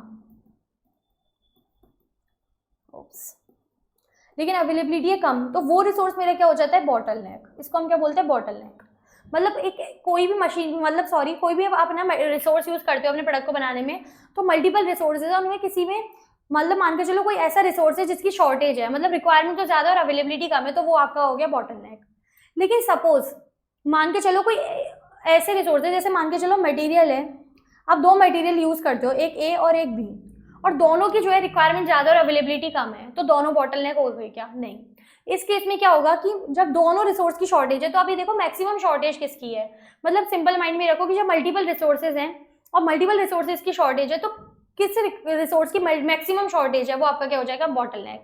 और शॉर्टेज का मतलब क्या, किस रिसोर्स की रिक्वायरमेंट ज्यादा और अवेलेबिलिटी कम है, वो आपका हो गया बॉटलनेक रिसोर्स। बस यही इसमें मैंने बताया हुआ है। इसका मतलब क्या है, set of principle to manage and remove bottleneck and maximize profit. Bottleneck का मतलब क्या है, जिसकी रिक्वायरमेंट तो ज्यादा है और अवेलेबिलिटी क्या है, कम है। Availability is minimum in comparison to the requirement among all other resources. अब देखो इसमें एक इंपॉर्टेंट लाइन ये लिख रखी है, optimum production of bottleneck activity determine the production schedule of non bottleneck activities. का क्या मतलब है, अब इसको समझना कि मान के चलो कि मैं मशीन ए और मशीन बी, मटेरियल ए और मटेरियल बी यूज करती हूँ, तो मटेरियल ए जो है ना वो मेरा बॉटलनेक है सपोज, ठीक है। मटेरियल ए क्या है, मेरा बॉटलनेक है, मतलब इसकी रिक्वायरमेंट ज्यादा और अवेलेबिलिटी कम है। और मशीन बी जो है मेरा नॉन बॉटलनेक रिसोर्स है, ठीक है। मशीन बी क्या है, मेरा नॉन बॉटलनेक रिसोर्स, ये मेरा नॉन बॉटलनेक है। तो अब मैं क्या करूंगी, मशीन ए से तो मैं एक लिमिटेड यूनिट्स बना पाऊंगी, मान के चलो मैं इससे सिर्फ 200 यूनिट्स बना पा रही हूँ, सिर्फ 200 यूनिट्स में बना पा रही हूँ। लेकिन मशीन बी मेरा नॉन बॉटलनेक है, तो सपोज इसको यूज करके मैं 500 यूनिट्स बना दी, तो इसका कोई फायदा है क्या, क्योंकि एक प्रोडक्ट को बनाने के लिए, मान के चलो हम प्रोडक्ट क्यों बनाना है, प्रोडक्ट क्यों बनाने के लिए मटेरियल ए भी लगता है और मटेरियल बी भी लगता है। तो मटेरियल ए यूज करके मैंने 200 यूनिट्स बना दी, और मटेरियल बी बनाकर मैंने सिर्फ 500 यूनिट्स बनाती मटेरियल बी को यूज करके। लेकिन मटेरियल ए जब तक मटेरियल बी में नहीं लगेगा तो मटेरियल बी के इनकम्प्लीट है। तो इस टाइप की सिचुएशन के लिए क्या होता है कि आप बेटर ऑप्शन क्या रहता है कि आप मटेरियल बी भी उतना ही प्रोड्यूस करो जितना मटेरियल ए बन पा रहा है, क्योंकि इससे क्या होगा, आप मटेरियल ए सिर्फ 200 यूनिट्स बन पा रहे हैं, मटेरियल बी आपने 500 यूनिट्स बना दिया, तो इससे क्या होगा कि आपका 300 यूनिट्स का जो मटेरियल बी है, अब इस केस में क्या होगा, 300 यूनिट्स का आपका जो मटेरियल बी है ना वो फालतू पड़ा रहेगा, वो एक्सेस WIP हो गया, मतलब एक तरह से फालतू में पड़ा रहेगा, एक्सेस इन्वेंट्री हो गई। तो ये क्या बोलता है कि optimum production of bottleneck activity, कि जितना आपका बॉटलनेक रिसोर्स है ना उसका जितना प्रोडक्शन कर सकते हो उतना करो, और उसी के बेसिस पे आप क्या करो, नॉन बॉटलनेक रिसोर्स प्रोड्यूस करो, नॉन बॉटलनेक रिसोर्स को यूज करके उतनी ही एक्टिविटी प्रोड्यूस करो। तो optimum production of bottleneck activity determine the production schedule of किसकी, नॉन बॉटलनेक एक्टिविटी, ये इसमें बताया हुआ है। देखो मैंने किसमें एक एग्जांपल भी लिया है, आपको ध्यान से समझ आ जाएगा। समझो कि ABC लिमिटेड एक कंपनी है जो कि 3 प्रोडक्ट मैन्युफैक्चर करती है, A, B and C। Product are process through 3 machine, इसमें 3 मशीन यूज करते हैं PQR। तो मशीन PQR की तो रिक्वायरमेंट दी हुई है, एक अवेलेबिलिटी दी हुई है। अब आपको बताना है कि इसमें से बॉटलनेक रिसोर्स कौन सा है, तो आप कैसे बताओगे। आप क्या करोगे, रिसोर्स यूटिलाइजेशन निकालोगे। रिसोर्स यूटिलाइजेशन वगैरह मैं अभी आपको पूरा स्टेप वाइज समझाऊंगी। अभी जैसे अभी जैसे इस एग्जाम्पल को समझ लो। तो मशीन बी में रिक्वायरमेंट है कितनी, 600, अवेलेबिलिटी है 300। तो मेरा रेशियो क्या आ गया, 2:1। ये कैसे आया मेरा, 600 डिवाइड बाई 300, ये इक्वल्स टू 2 डिवाइडेड बाई 1, ठीक है, इक्वल्स टू 2:1 मेरा आ गया।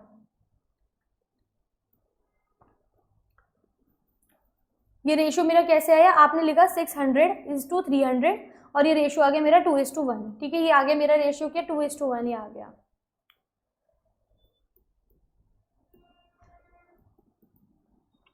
इसका मतलब क्या कि एक के बदले कि रिक्वायरमेंट कितनी है, 2, ठीक है, 2 के बदले सिर्फ 1 अवेलेबल है, 2 के बदले सिर्फ कितना अवेलेबल है, 1 अवेलेबल है। इस तरह से आपने निकाल लिया। ऐसी मशीन क्यू में आपने निकाला कि 5 के बदले सिर्फ 1 अवेलेबल है, कि मुझे रिक्वायरमेंट है 200 आवर्स का, ओनली 40 आवर्स अवेलेबल है, मतलब 5 के बदले सिर्फ 1 अवेलेबल है। ऐसी मशीन आर में आपने देखा कि 4 के बदले 1 अवेलेबल है।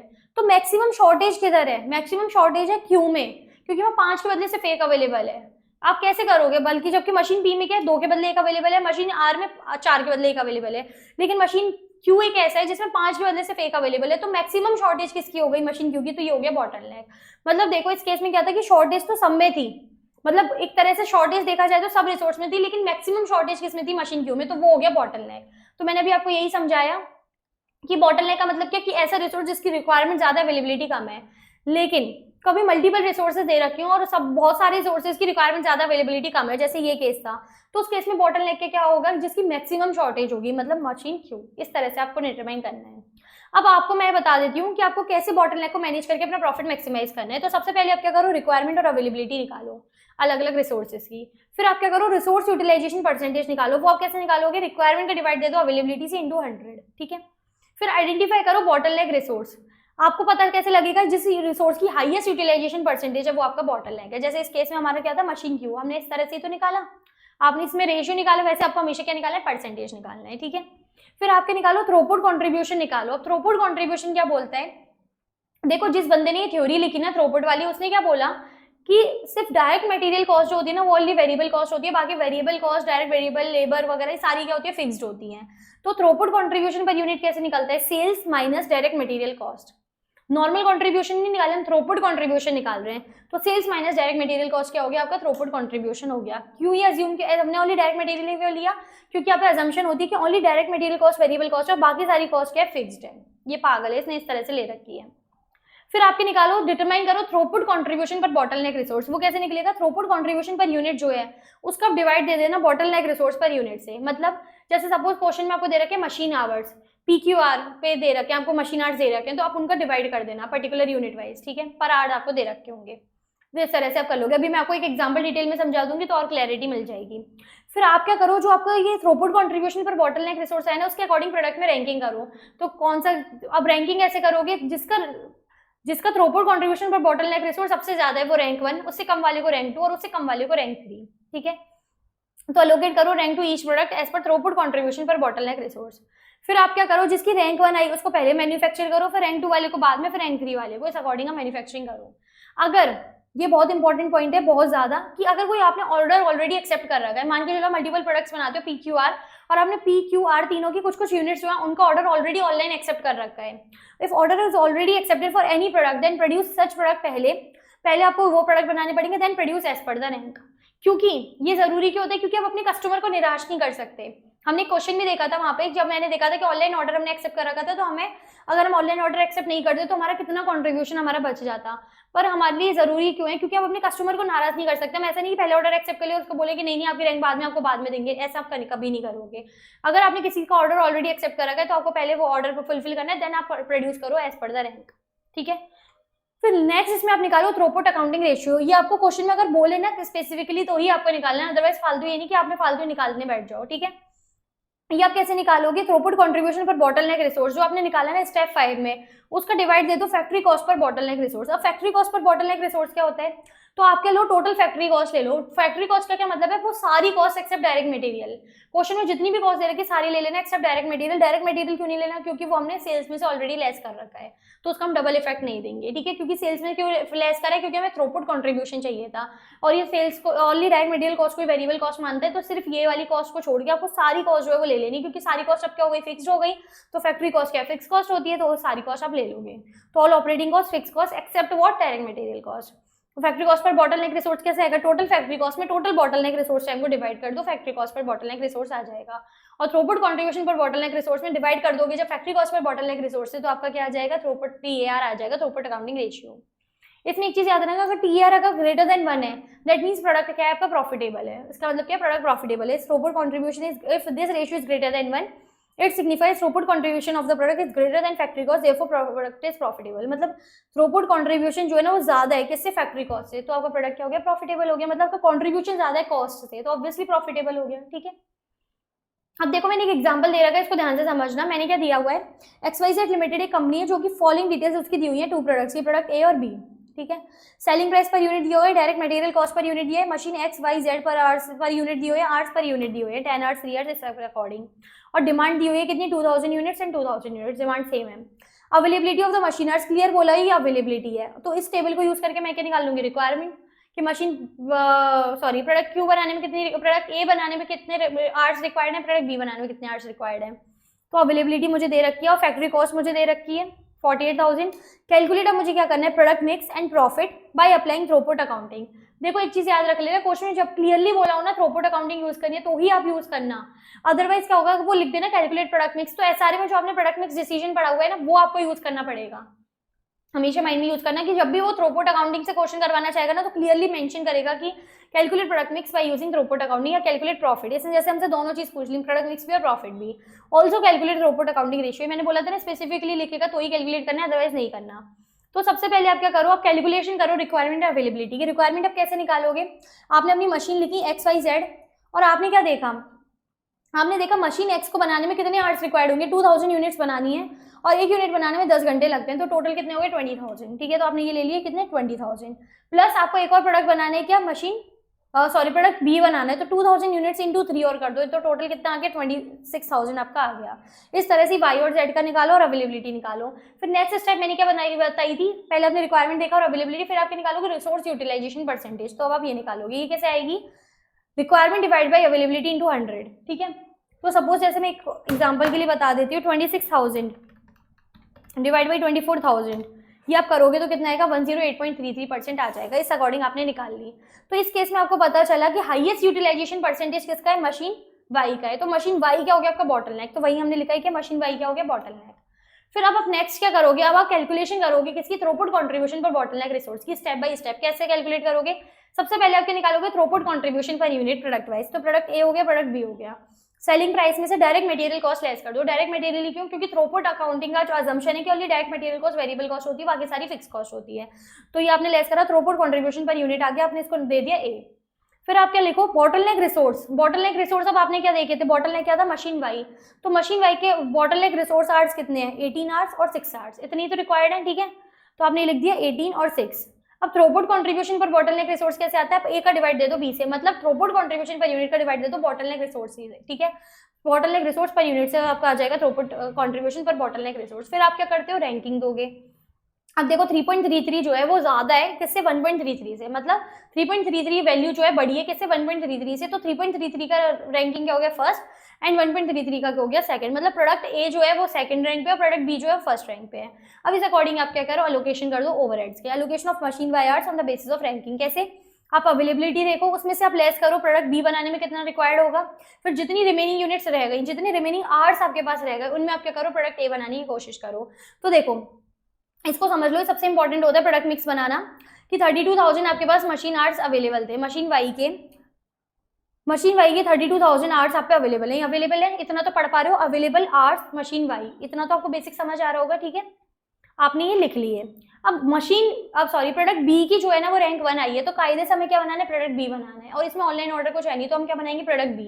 अब प्रोडक्ट B बनाने के लिए कितने आवर्स रिक्वायर्ड है, तो देखो हमें 2000 यूनिट्स बनानी है और 6 आवर्स, मतलब ये मशीन Y का हम लेंगे ना, ये मत ले लेना मशीन A और B के, हमारा बॉटलनेक है मशीन Y है, तो मशीन वाई के लिए हमारे पास कितना हो गया, 12,000 आवर्स हमें रिक्वायर्ड हो गए, तो 12,000 हमने लेस कर दिए, तो टोटल हमने 2,000 यूनिट्स आराम से बना ली। फिर भी हमारे पास 20,000 आवर्स बचे, तो अब हम क्या बनाएंगे, प्रोडक्ट ए बनाएंगे। प्रोडक्ट ए बनाने के लिए कितने आवर्स हमारे पास चाहिए, हमारे पास रिक्वायर्ड कितने थे, कितने चाहिए हमें, देखो हमें चाहिए कितने, मशीन वाई के आवर्स कितने, 18, ठीक है, और हमें 2,000 यूनिट्स बनानी है, तो हमें रिक्वायर्ड कितने थे, 2,000 आवर्स इंटू 18, तो हमें चाहिए थे कितने, 36,000 आवर्स चाहिए थे, लेकिन हमारे पास अवेलेबल ही कितने, अवेलेबल है ओनली 20,000 आवर्स, तो हम 36,000 आवर्स तो बना ही नहीं सकते, मतलब हम 2,000 यूनिट्स तो पूरी बना नहीं सकते, तो हम कितनी यूनिट्स बना सकते हैं, हम 20,000 आवर्स में आप डिवाइड कर दो 18 आवर्स से, डिवाइड कर दो 18 आवर्स से, क्योंकि मशीन वाई के लिए कितने दिए हुए हैं, 18 आवर्स, तो आपकी कितनी यूनिट्स निकल के आ जाएंगी, 1111 यूनिट्स आ जाएंगी। तो प्रोडक्ट मिक्स आपका क्या हो गया, वेस्ट प्रोडक्ट मिक्स क्या हो गया, 111 यूनिट्स और 2,000 यूनिट्स, मतलब प्रोडक्ट ए की 1,111 यूनिट्स और प्रोडक्ट बी की 2,000 यूनिट्स, तो ये आपका हो गया प्रोडक्ट मिक्स, ठीक है। अब आपको क्या निकालना है, प्रॉफिट भी निकालना है, तो आप क्या करो, थ्रूपुट कंट्रीब्यूशन का मल्टीप्लाई कर दो, टोटल कॉस्ट आएगा, टोटल आपका क्या क्या कंट्रीब्यूशन। प्रॉफिट कैसे निकालते हैं, कंट्रीब्यूशन में से फिक्स कॉस्ट लेस कर देते हैं तो प्रॉफिट आ जाता है, तो फिक्स कॉस्ट क्या है, फैक्ट्री कॉस्ट है, फैक्ट्री कॉस्ट फिक्स कॉस्ट होती है ना, तो वो कितनी दी हुई है, 48,000, इसको लेस कर दो, प्रॉफिट कितना आ गया आपका, 18,664 आपका प्रॉफिट आ गया। लेकिन क्वेश्चन यही खत्म नहीं होता है, इससे हमसे क्या बोला, थ्रूपुट अकाउंटिंग रेशियो भी बताओ, तो थ्रूपुट अकाउंटिंग रेशियो क्या होता है, throughput contribution per bottleneck resource, ये कितना है आपका 1.33 3.33, जिसमें आपको डिवाइड देना पड़ेगा factory cost per bottleneck resource, वो कैसे निकालोगे, टोटल फैक्ट्री कॉस्ट ले लो, वो कितनी है 48,000 divide by total bottleneck resource time, वो कितना है आपके पास अवेलेबल 32,000, ये हमेशा अवेलेबल वाला लेना होता है, रिक्वायर्ड कभी नहीं, ठीक है। तो उस बेसिस पे आपके निकाल सकते हो, टीआर निकाल सकते हो, अगर टीआर ग्रेटर देन 1 है तो आपका क्या होगा, प्रॉफिटेबल होगा, तो आपने टीआर निकाला, ये आ गया 0.89 2.22, ठीक है। तो इस केस में प्रोडक्ट बी का जो है टीआर ज्यादा है, मतलब 1 से ज्यादा है, मतलब वो प्रॉफिटेबल है, और प्रोडक्ट ए प्रॉफिटेबल नहीं है, इस अकॉर्डिंग आप कैलकुलेशन कर सकते हो। तो बहुत ही ईजी होता है, आपको एक बार खुद अटेम्प्ट करना पड़ेगा तभी आप कर पाओगे। अब देखो हम आगे क्या बताया, गोल्ड्रेट 5 स्टेप्स टू रिमूव बॉटलनेक, कि आपकी जो बॉटलनेक है ना, मतलब जिस रिसोर्स की शॉर्टेज है इसको रिमूव कैसे कर सकते हो। तो सबसे पहले आप क्या करो, आइडेंटिफाई करो बॉटलनेक, फिर उसको यूटिलाइज करो, एक्सप्लोर यूटिलाइज फुली, फिर नॉन बॉटलनेक जो है उसको बाद में यूज करो, सबऑर्डिनेट कर दो और एलिवेट करो system by enhancing capacity and efficiency, और उस अकॉर्डिंग आप क्या करो, प्रोसेस को रिपीट करते जाओ। अब आपको एडवांटेज डिसएडवांटेज क्या दिए, देखो एडवांटेज क्या होते हैं कि इन्वेंट्री बिल्डअप नहीं होती, वो कैसे मैंने बताया था ना, नॉन बॉटलनेक को भी उतना ही प्रोड्यूस करो जितना बॉटलनेक है, तो एक्सेस इन्वेंट्री बिल्डअप नहीं होगी, more productive machine, shorter lead times को आप मीट कर सकते हो, फ्लेक्सिबल होता है, बेटर प्रोडक्ट मिक्स बन के आता है, better customer service and relationship develop होते हैं। डिसएडवांटेज क्या है, ये फोकस कहाँ करता है, शॉर्ट टर्म गोल्स पे, एबीसी को मतलब ये डिसरिगार्ड करता है, मतलब ये एबीसी के अकॉर्डिंग प्रोडक्ट में एलोकेशन नहीं कर रहा, ये अपने अकॉर्डिंग कैलकुलेशन करता है, जो कि गलत है, क्योंकि इससे आप एक्यूरेट कॉस्ट डिटरमाइन नहीं कर सकते। दूसरा ये फोकस इसका कहाँ होता है, सेल्स एंड वॉल्यूम पे, इसको मतलब नहीं है कि क्वालिटी खराब हो या नहीं हो, इसने बोला अगर मशीन वाई बॉटलनेक है तो मशीन वाई को यूज करके आप जितना प्रोड्यूस कर सकते हो कर लो, उसके बाद मशीन एक्स और जेड लेना। हालांकि हो सकता है मशीन एक्स और जेड इतनी अच्छी ना हो जितनी मशीन वाई हो, तो हो सकता है प्रोडक्ट की क्वालिटी खराब हो जाए, तो ये अपोज करता है क्या, क्वालिटी को। Focus on push approach as oppose to pull approach, मतलब ये पुश का मतलब क्या है कि ये बना के रखता चला जाता है, इसको मतलब नहीं कि कितनी डिमांड क्या है, इसको जस्ट प्रोडक्शन से मतलब है, ठीक है। ओवरऑल पिक्चर लुक वाइल, मतलब ये क्या, इसका कहने का पॉइंट का क्या मतलब है कि आप स्पेसिफिक कंस्ट्रेंट पे फोकस करते हो, आपको मतलब नहीं है कि क्या दिक्कत है क्या नहीं, आप एक स्पेसिफिक कंस्ट्रेंट पे देख लिया, आपने देख लिया क्या बॉटल है, उसी के अकॉर्डिंग प्रोडक्शन करते चले जाते हो। ये वैलिड कब होता है, जब आप टोटल सप्लाई चेन प्रोसेस पे अप्लाई करते हो, मतलब ऐसा नहीं कि आपने एक चीज पे अप्लाई कर दिया बाकियों पे नहीं किया ही चल जाएगा, अगर आपको थ्रूपुट अकाउंटिंग लगाना है तो आपको सब पे अप्लाई करना पड़ेगा। और ये सेम होता है variable costing, operating expense under this regarded as fix, इसका मतलब क्या है कि ओनली डायरेक्ट मटेरियल को वेरिएबल कॉस्ट बोलता है, बाकी जो एक्चुअल में वेरिएबल कॉस्ट वगैरह है उनको भी क्या बोल देता है, ये फिक्स बोल देता है, तो ये इसकी बहुत बड़ी डिसएडवांटेज है, डीमेरिट है। ये था हमारा पूरा throughput contribution, theory of constant या थ्रूपुट अकाउंटिंग, ठीक है। अब हम नेक्स्ट और इसका चैप्टर का लास्ट टॉपिक पढ़ने जा रहे हैं, which is very important, environmental management accounting. ये क्या बोलते हैं, ये हमारा जो टॉपिक है ये बोलते हैं कि इन्वायरमेंट की कॉस्ट से रिलेटेड इन्फॉर्मेशन को पहले आप कलेक्ट करो, उसको एनालाइज करो, जिससे इन्वायरमेंट की जो भी कॉस्ट आ रही है उसको आइडेंटिफाई कर सको और इनको कंट्रोल कर सको, क्योंकि ये चैप्टर की कॉस्ट मैनेजमेंट टेक्निक है जिसमें हमें कॉस्ट को कंट्रोल करते हुए चलना है, मतलब कॉस्ट को मैनेज करना है। कॉस्ट कंट्रोल का मतलब नहीं कि जबरदस्ती कॉस्ट को कम करना, नहीं, कॉस्ट रिडक्शन टेक्निक्स लगा के आपको अपनी कॉस्ट को मैनेज करते हुए चलना है। तो ईएमए क्या बोलते हैं कि इन्वायरमेंट से रिलेटेड जो भी कॉस्ट है उसको पहले आइडेंटिफाई करो, उसको कलेक्ट करो, सॉरी बेसिकली, फिर पहले उसको एनालाइज करो, फिर आप ये देखो कि कहाँ पे इन्वायरमेंट की कॉस्ट जो है लग रही है उसको आइडेंटिफाई करो एंड देन उसको कंट्रोल करने की कोशिश करो। तो EMA is a process of collection analysis of information related to environmental cost for internal decision making. तो ये आइडेंटिफाई करता है cost of environmental activity and seeks to control those cost.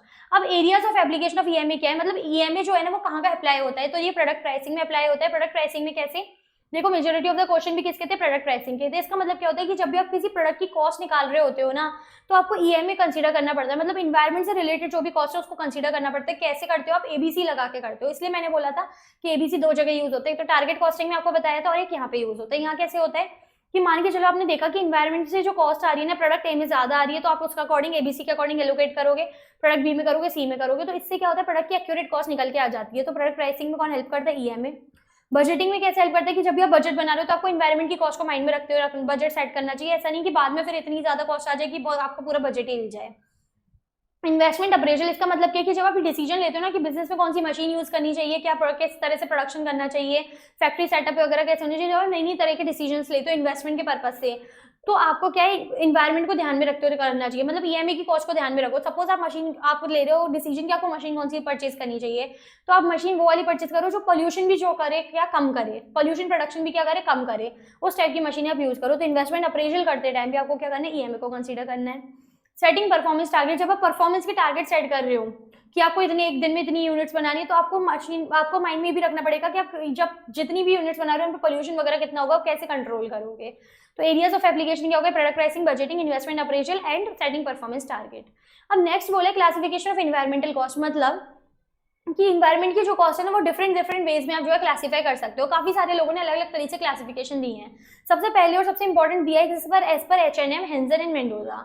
लड़कियों को याद रह जाएगा आराम से, एज पर H&M। इसका मतलब क्या है कि आपकी 4 तरह की कॉस्ट आइडेंटिफाई, आप 4 तरह की जो है अपनी कॉस्ट को जो है क्लासीफाई कर सकते हो। क्या क्या, देखो ये जो है ना पहले भी पढ़ी हुई है, उसी से रिलेटेड होती है थोड़ी थोड़ी, आपने पढ़ी है ना पहले, prevention, appraisal, internal failure cost और एक्सटर्नल फेलियर कॉस्ट। ये चारों हमने पहले पढ़ी हुई है, आपने सुनी हुई है कॉस्ट ऑफ क्वालिटी के चैप्टर में। अब इन्वायरमेंट से रिलेटेड है तो यहाँ पे आप लिख देना environment appraisal, environment prevention, environment internal failure, environment external failure. अब इसका क्या क्या मतलब होता है, देखो इन्वायरमेंट प्रिवेंशन कॉस्ट क्या बोलता है कि एनवायरमेंट पे एडवर्स इफेक्ट हो उससे पहले ही आप क्या करो, प्रिवेंशन लगा दो। उससे पहले ही आप क्या करो, प्रिवेंशन कॉस्ट इंकर्ड कर दो। कैसे कि मान के चलो आपकी कोई मशीन है वो बहुत ज्यादा पोल्यूशन करेगी, आपको पता है, तो आप क्या करो पहले उस पर पोल्यूशन कंट्रोल इक्विपमेंट सेट कर दो, या फिर आप क्या करो मोर प्रोटेक्टिव मशीन जो है हायर करो। मतलब मान के चलो कोई मशीन है, सपोज आपने क्या करा, एक मशीन ली, वो कितनी थी, 50 लाख की थी, ठीक है, लेकिन वो पोल्यूशन जो है ना वो बहुत भयंकर करती थी। तो आपने क्या करा, आपने 75 लाख की मशीन ली और पोल्यूशन जो वो क्या करेगी, कम करेगी। तो पोल्यूशन की वजह से आपको पोल्यूशन कंट्रोल करना था, इसलिए आपने क्या करा, एक्स्ट्रा खर्चा कर दिया 75 लाख का। तो ये हो गया। और फॉर्मुलेट करो इन्वायरमेंटल पॉलिसी, इन्वायरमेंट पॉलिसी वगैरह में चेंजेस करते रहो। तो ये हम किसी लिए कर रहे हैं, इन्वायरमेंट पे एडवर्स इफेक्ट ना पड़े उसको रोकने के लिए हम क्या कर रहे हैं, प्रिवेंशन कॉस्ट पे खर्चा कर रहे हैं। कैसे, पोल्यूशन कंट्रोल इक्विपमेंट लगा रहे हैं, प्रोटेक्टिव मशीन्स ले रहे हैं, या फिर फॉर्मुलेट कर रहे हैं इन्वायरमेंटल पॉलिसी। अप्रेजल कॉस्ट क्या बोलते हैं, इन्वायरमेंटल अप्रेजल, जिसको डिटेक्शन कॉस्ट भी बोलते हैं। उसका क्या मतलब होता है कि आप जो भी प्रोसेस और एक्टिविटीज फॉलो कर रहे हो ना, आप उनको कंटिन्यूअसली मॉनिटर करो कि एज पर इन्वायरमेंटल स्टैंडर्ड वो है नहीं, मतलब आप कंप्लाई कर रहे हो कि नहीं कर रहे हो।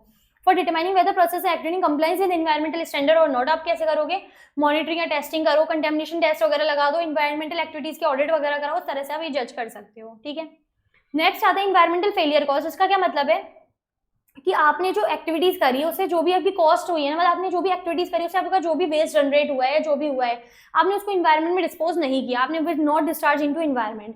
मतलब देखो जैसे आपने कोई प्रोडक्शन करा, सपोज आप ऐसे लो कि मान के चलो आपने क्या करा, आपने 100 किलोग्राम का जो है इनपुट डाला, ठीक है, और आपका आउटपुट आया 80 kg का। आपका क्या है, आउटपुट आया 80 kg का। तो बेसिकली 20 kg का जो है ना क्या है, आपका वेस्ट है। ठीक है, 20 kg का जो आपका वेस्ट है वो वहीं पड़ा हुआ है। तो आपने क्या करा, उसको एनवायरनमेंट में डिस्पोज नहीं किया। सपोज प्लास्टिक है, वो आपकी वेस्ट पड़ी हुई है, तो आपको क्या करना पड़ेगा, उसको रिसाइकिल करना पड़ेगा। या तो आप उसको रिसाइकिल करो, या फिर अगर कोई टॉक्सिक केमिकल है तो आप उसको तुरंत डिस्पोज करो, वरना पूरी फैक्ट्री खाक भी हो सकती है, आपको भी पता है। तो इंटरनल फेलियर क्या बोलते हैं, इन्वायरमेंटल इंटरनल फेलियर का मतलब क्या है, cost from activity produce but not discharge into environment, तो उसको जल्द से जल्द डिस्पोज करने की कोशिश करो। इन्वायरमेंटल एक्सटर्नल फेलियर क्या बोलता है कि कॉस्ट जो भी, मतलब आपका जो भी वेस्ट जनरेट हुआ था ना, आपने उसको इन्वायरमेंट में डिस्पोज कर दिया और गंदी तरीके से किया। मतलब कैसे, या तो होता है कि आप सही तरीके से उसको डिस्पोज वगैरह करो, आपने क्या करा, उसको कहीं भी ऐसी कचरे के ढेर में डाल दिया है, जिससे क्या होगा, आसपास के लोगों को काफी दिक्कत होने लगी। तो उससे वजह से क्या होगा, गवर्नमेंट आप पे पेनल्टी लगा देगी, फाइन, लीगल कॉस्ट, डैमेजेस, ये सारे आपके ऊपर लग जाएंगे। बेसिकली ये सारे आपके क्या है, ये एग्जाम्पल जो भी यहाँ पे लिखे हुए हैं ये सारे क्वेश्चंस में आए हुए हैं, तो इनको ढंग से याद कर लेना, आराम से सारे क्वेश्चन अटेम्प्ट कर लोगे। ठीक है, तो इन्वायरमेंट एक्सटर्नल फेलियर क्या बोलते हैं कि जो भी आपका वेस्ट जनरेट होगा उसका आपने इन्वायरमेंट में ऐसे ही छोड़ दिया, जिसकी वजह से अब आपको क्या होगा, फाइन, पेनल्टीज वगैरह लग जाएंगी। तो ये सारी आपकी क्या है, इन्वायरमेंट की कॉस्ट की क्लासिफिकेशन दी होती है एज पर H&M। लेकिन साथ में इसमें और भी क्लासिफिकेशन दिए हुए हैं। एज पर यूएस ईपीए क्या बोला है, यूएस ईपीए बोलते हैं कि 4 तरीके की कॉस्ट होती है, conventional, potentially Indian, contingent cost, relationship and corporate image cost. Conventional cost क्या बोलते हैं कि आप उस तरह के रिसोर्सेज यूज करो कि आप जब रिसोर्सेज यूज करते हो ना, एक मटेरियल, वाटर या एनर्जी, तो आप एक्सेस यूज कुछ मत करो, मतलब आप इतना एक्सेस यूज मत कर लो कि आपकी वजह से बाकी लोगों को दिक्कत होने लग जाए। पोटेंशियली हिडन कॉस्ट क्या बोलते हैं, कॉस्ट जो आपकी हिडन होती है जिसमें जनरल ओवरहेड में, जैसे प्रिवेंशन ऑपरेशनल कॉस्ट है वो जनरल ओवरहेड में छुपी हुई होती है, तो आप उसको आइडेंटिफाई करो और उसको कम करने की कोशिश करो। कंटिजेंट कॉस्ट ये हो भी सकती है और नहीं भी हो सकती, जैसे मान के चलो आपने प्रॉपर डिस्पोज ऑफ करा, सब सही करा, तो आपके पेनल्टीज वगैरह नहीं लगेंगी, लेकिन अगर आपने ऐसे ही छोड़ दिया, गंदा करा, देश को गंदा करने की कोशिश करी, जो कि इंडिया में बहुत लोग करते हैं, तो आपको पेनल्टीज, फाइन्स वगैरह देने पड़ेंगे। Relationship and corporate image cost क्या होती है, देखो आज के जमाने में ना बहुत लोग इसको यूज करते हैं अपनी इमेज को बिल्डअप करने के लिए। अब ये बहुत अच्छा पॉइंट इन्होंने दे रखा है कि कस्टमर के संग रिलेशनशिप डेवलप करने के लिए और अपनी कॉर्पोरेट इमेज बनाने के लिए लोग क्या है इस पे खर्चा करते हैं, एनवायरमेंट कॉस्ट पे। इसका मतलब क्या होता है, जैसे देखो एक कंपनी है मामाअर्थ जो कि लिपस्टिक वगैरह, कॉस्मेटिक्स प्रोडक्ट्स वगैरह बनाती है, ठीक है, तो ये क्या बोलती है कि आप जब भी हमसे एक प्रोडक्ट लेते हो ना, हम एक पेड़ लगाते हैं, आपने जितने हमसे प्रोडक्ट लिए उतने हम पेड़ लगाते हैं। तो अपने घर वाले क्या बोलते हैं कि आप देखने गए, आप कैसे एश्योर कर सकते हो कि वो प्रोडक्ट वो जो है पेड़ लगा रहे हैं। तो ये बेसिकली ये सब क्या होता है ना, ये इमेज बिल्डअप करने के लिए होता है कि तो देखो इस बहाने मुझे याद रहेगा कि मामाअर्थ ये ऐसे करती है, क्योंकि उन्होंने ये स्ट्रेटेजी अपना रखी है। ऐसे ही बॉलीवुड वाले हैं, बॉलीवुड वाले क्या करते हैं, जैसे आपने देखो जैकी श्रॉफ वगैरह है, ये गले में पेड़ ले लेके डोलते रहते हैं और वहां पे एक साइड ये लोग चिकन वगैरह खाते हैं। तो मुझे समझ नहीं आता हिप्रोक्रेसी क्यों, पर ठीक है, लोग क्या करते हैं अपनी चीजों को प्रमोट करने के लिए। बेसिकली जो इन्वायरमेंट का जो ये इन्होंने सबने धंधा बना दिया एक तरह से कि हाँ पेड़ लगाओ, पेड़ बचाओ, और वहीं ये खुद पेड़ काटते हैं, इनको फैंसी कुर्सियां वगैरह चाहिए, नई नई लकड़ियां वगैरह चाहिए, छोड़ो वो सब, चलो। तो रिलेशन कॉर्पोरेट इमेज कॉस्ट क्या बोलते हैं कि बेसिकली इन्वायरमेंट में आप अपनी इन्वायरमेंट पे आप खर्चा क्यों कर रहे हो, अपनी कॉर्पोरेट इमेज वगैरह बिल्डअप करने के लिए। तो इसके लिए लोग पता है क्या करते हैं, जैसे मामाअर्थ वगैरह बड़ी कंपनीज क्या करती है, एक इन्वायरमेंट रिपोर्ट पब्लिश करती हैं और उसमें बताती है कि देखो हमने तो इतने ट्रीज लगाए, हमने ये किया वो किया। इनफैक्ट मॉल्स वगैरह भी जब बनते हैं ना, जो गवर्नमेंट बोलती है कि भाई हम तो देखो ट्रीज लगाते हैं डेली, आपको भी लगाने चाहिए, महोत्सव रखते हैं ट्रीज वगैरह का, पर वहीं अगर उन्हें कोई मॉल वगैरह बनाना होता है तो वो लाखों करोड़ों पेड़ जो है तोड़ देते हैं, उन्हें कोई फर्क नहीं पड़ता। जैसे अभी हैदराबाद में भी केस हुआ था कि पूरी वाइल्ड लाइफ सेंचुरी खत्म करने की कोशिश करी थी। तो बेसिकली ये लोग क्या करते हैं, सिर्फ बढ़ाई लेने के लिए दिखाते हैं कि हम पेड़ लगा रहे हैं, बल्कि उससे पहले वो कितना बड़ा नुकसान कर चुके हैं इसका किसी को आइडिया नहीं होता। तो बेसिकली क्या करते हैं, इन्वायरमेंट रिपोर्ट बनाते हैं और उसमें दिखाते हैं अपनी बढ़ाई लेने के लिए कि हमने ये किया है। तो ये बहुत स्पेशल पॉइंट है जो कि आज के टाइम पे बहुत जरूरी है होना। तो बेसिकली ये बताया यूएस ईपीए ने। नेक्स्ट जनरल क्लासिफिकेशन बताया हुआ है internal environment cost and external environment cost. ये क्या बोलते हैं, इंटरनल इन्वायरमेंट कॉस्ट का मतलब एक ऐसी कॉस्ट जो ऑर्गेनाइजेशन बॉर्न करेगी, जैसे प्रिवेंशन कॉस्ट हो गई, जैसे हमने सारी बताई ना, prevention cost, appraisal cost, internal failure cost, external failure cost, ये सारी वो कॉस्ट है जो ऑर्गेनाइजेशन इनकर्ड करेगी। एक्सटर्नल इन्वायरमेंट कॉस्ट क्या है, जो सोसाइटी को बॉर्न करनी पड़ती है। ये कैसे, जैसे देखो जैसे ईंट के भट्टे होते हैं ना, जहाँ पे ईंट वगैरह मतलब बनती है एग्जैक्टली, तो वहाँ पे क्या होता है, ईंट के भट्टे में हमेशा जो है धुआं छोड़ती रहती है, वो हमेशा धुआं छोड़ते रहते हैं 24 घंटे। तो इस केस में क्या होता है कि ईंट मतलब बिजनेस किसी और का, बना भी कोई और रहे और कमाएगा भी कोई और, लेकिन वो आसपास की जो सोसाइटी है ना उनको ये प्रॉब्लम बियर करनी पड़ी है। तो उनके पास जो पॉल्यूशन जा रहा है ना, वो बहुत गंदी हवा उनके पास जा रही है, जिसकी वजह से उन लोगों को हेल्थ डिजीज भी हो जाती है। तो इस तरह की कॉस्ट जो सोसाइटी को बॉर्न करनी पड़े, ऐसी सपोज मान के चलो जैसे है ना व्हीकल्स वगैरह होते हैं, लोग चलाते हैं, लोग एंजॉय करते हैं, लेकिन आसपास के लोगों को कितना पॉल्यूशन हो जाता है, मतलब हवा लेना किसके लिए, सबके कितना डिफिकल्ट हो जाता है। समटाइम्स दिल्ली में देखो क्या कंडीशन है। तो ये वो सारी कॉस्ट है जो सोसाइटी को बियर करनी पड़ती है, लेकिन बिजनेस आपका होता है, it is born by society. तो इंटरनल इन्वायरमेंट कॉस्ट जो ऑर्गेनाइजेशन इनकर्ड कर रही है, और एक्सटर्नल इन्वायरमेंट कॉस्ट जो बॉर्न बाय सोसाइटी है। अब techniques for identification and allocation. अब देखो मैंने आपको स्टार्टिंग में बताया था कि इन्वायरमेंट की कॉस्ट को हमें आइडेंटिफाई करना है और फिर इसको कंट्रोल करना है। कंट्रोल कैसे करोगे, आप एलोकेट करके, ठीक है। तो इसमें 3 पॉइंट जो है ना वो आपको आइडेंटिफिकेशन के दिए, और चौथा पॉइंट जो दिया है ना वो एलोकेशन का दिया है। तो सबसे पहले बोले इनपुट आउटपुट एनालिसिस, कि आप क्या करो, आप पहले इनपुट देखो और उससे देखो आउटपुट कितना बना। जैसे मैंने एग्जांपल लिया था ना कि 100 kg का आपने इनपुट डाला, 80 kg का आपका आउटपुट बना, तो ये 20 kg क्या है, आपका वेस्ट है। तो आपने आइडेंटिफाई करा ये वेस्ट है, ठीक है, आपको पता लग गया। अब आपको क्या करना है, इसको कंट्रोल करना है, मतलब इस वेस्ट को आपको प्रॉपर डिस्चार्ज करना है। या अगर प्रॉपर डिस्चार्ज करोगे तो ठीक है, अगर नहीं करोगे तो इन्वायरमेंट की कॉस्ट आ जाएगी, इन्वायरमेंट एक्सटर्नल फेलियर कॉस्ट आ जाएगी। ये वो तरीका बताता है। तो आप क्या करो, इनपुट को कंपेयर करो, डिफरेंस होगा, वेस्ट और स्क्रैप होगा, फिर आपको इसको कंट्रोल करना है, ठीक है। फ्लो कॉस्ट अकाउंटिंग की आप हर स्टेप पे जो है ना देखो कि कितना वेस्ट हो रहा है। मान के चलो कि आपका जो प्रोडक्ट है ना वो 3 प्रोसेस से होके जाता है, एक तो टैनिंग, एक डाइंग और एक फिनिशिंग, ठीक है। ये 3 फेज में जाते हैं, 3 प्रोसेस हैं। तो देखो टैनिंग के टाइम पे कितना वेस्ट हुआ, फिर डाइंग पे वेस्ट देखो अपना, और फिनिशिंग के टाइम पे अपना वेस्ट देखो। तो अकाउंटिंग करो at each step, accounting of waste at each step, उसमें क्वांटिटी देखो, कॉस्ट देखो और अल्टीमेट वैल्यू देखो।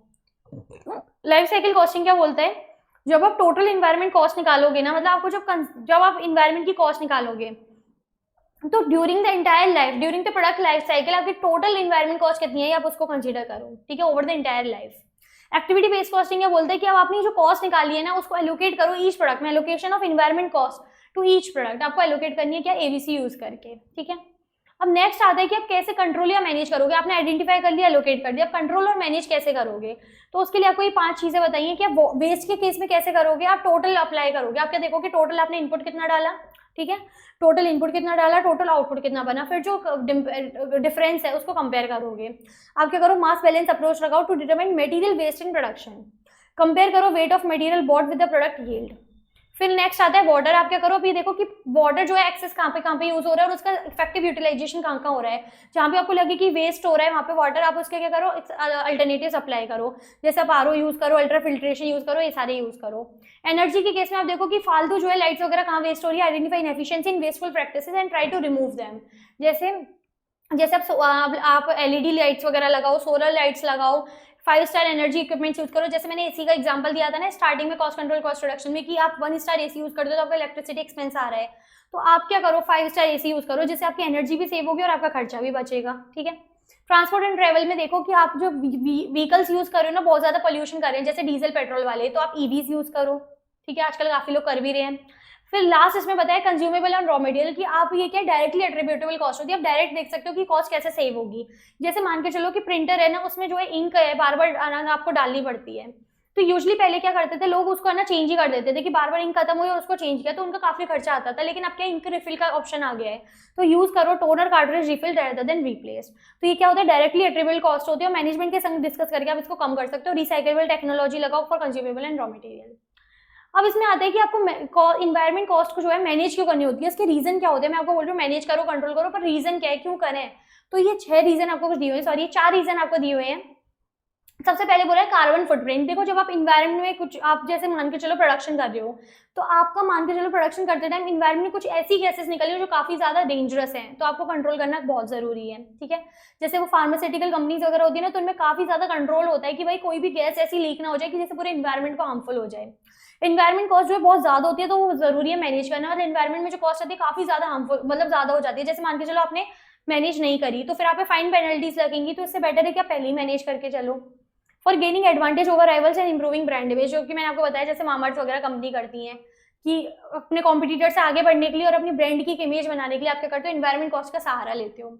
And to protect organisation from environmental risk. Environment risk से क्या मतलब है कि मान के चलो इन्वायरमेंट कॉस्ट आपकी आई और आपने क्या करा, आपका वेस्ट वगैरह आपने उसको डिस्पोज नहीं किया या गलत तरीके से डिस्पोज कर दिया, तो आपके पास क्या हो गया, नॉन कंप्लाइंस हो गया, आप पे फाइन पेनल्टीज वगैरह लग जाएंगी। तो इन इन्वायरमेंट रिस्क से अपने आप को प्रोटेक्ट करने के लिए भी आपको क्या जरूरी है कि आप इन्वायरमेंट कॉस्ट को मैनेज करो। तो non compliance of regulation can expose it to environmental risk such as fine penalty legal cost and damages. And last बोला है pros and cons of EMA. Pros क्या होते हैं कि आपकी इमेज इंप्रूव हो जाती है, आप क्या करते हो जब आप इन्वायरमेंट कॉस्ट वगैरह को ढंग से मैनेज करते हो तो आपकी इमेज इंप्रूव होती है, कॉर्पोरेट इमेज वगैरह मैंने बताया। दूसरा क्या होता है कि कॉस्ट रिड्यूस हो जाती है, कैसे आप है ना वेस्ट स्क्रैप ये सारे जो है ना इनको एलिमिनेट कर देते हो। एंड लास्ट बोले इंप्रूव रेवेन्यू। इसका क्या मतलब है, देखो मैं आपको एक चीज समझाती हूँ। एक होती है क्या, कार्बन क्रेडिट, ठीक है, एक चीज होती है कार्बन क्रेडिट। इसका क्या मतलब होता है कि कोई जब कंपनी है ना जब इन्वायरमेंट पे अच्छा खर्चा कर देती है, इन्वायरमेंट को प्रोटेक्ट करने के लिए ज्यादा से ज्यादा पेड़ लगाती है, ज्यादा से ज्यादा खर्चा करती है, तो गवर्नमेंट की तरफ से कुछ पॉइंट्स एलोकेट होते हैं। गवर्नमेंट क्या करता है, कुछ पॉइंट्स एलोकेट करता है जिसको हम बोलते हैं कि कार्बन क्रेडिट। अब ये जो कार्बन क्रेडिट होते हैं ना, ये भी एक तरह से धंधा है। इंडिया में कुछ भी चीज बिजनेस बन सकती है, तो कार्बन क्रेडिट भी क्या एक धंधा बना रखा है लोगों ने। क्या होता है कि मान के चलो मेरी कंपनी और मैं बहुत ज्यादा अच्छा मतलब कर रही हूँ, तो गवर्नमेंट ने मुझे कार्बन क्रेडिट्स दिए काफी सारे। तो एक कंपनी और है जिसके कार्बन क्रेडिट्स बिल्कुल भी नहीं है, तो हो सकता है उसको अपना बिजनेस एक टाइम पे बंद भी करना पड़े, क्योंकि इसके काफी सारे डिसएडवांटेज होते हैं अगर आपके कार्बन क्रेडिट्स नहीं है। तो कंपनी क्या करेगी, तो मतलब मेरी कंपनी क्या करेगी, मैं अपने कार्बन क्रेडिट्स जो है ना दूसरे कंपनी को सोल्ड करूंगी रुपए में, मैं क्या करूंगी उससे रुपए कमाऊंगी, तो इंप्रूव हो जाता है मेरा क्या रेवेन्यू। तो ये इसमें लिखा है improve revenue also provide carbon credits. अब कॉन्स क्या क्या होते हैं कि कॉस्ट फालतू की बढ़ जाती है कि इन्वायरमेंट पे मुझे अब खर्चा करना पड़ेगा, एडिशनल बर्डन होता है टॉप मैनेजमेंट पे कि आपको इतना परसेंट जो है खर्चा करना पड़ेगा, बहुत सारी चीजें होती हैं। एंड कॉस्ट ऑफ फेलियर कि अगर आपने नहीं किया तो उसके बाद जो पेनल्टीज वगैरह हैं वो और भी ज्यादा ही हो जाए, तो ये सारे इसके कॉन्स हो जाते हैं। तो बेसिकली ये था कि आपका इन्वायरमेंट कॉस्ट काफी इंपॉर्टेंट कॉस्ट होती है, तो हमने इन्वायरमेंट कॉस्ट भी पढ़ लिया।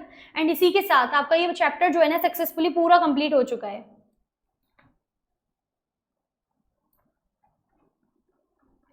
देखो हमने इसके एक एक टॉपिक जो है ना सारे डिटेल में पढ़ लिए, जो भी एग्जांपल्स थे वो भी मैंने आपको समझा दिए। कोशिश करना खुद से एक बार रिवाइज करने की, आराम से आप इसके सारे क्वेश्चन कर सकते हो। तो इसी के साथ thank you so much everyone, Radhe Radhe.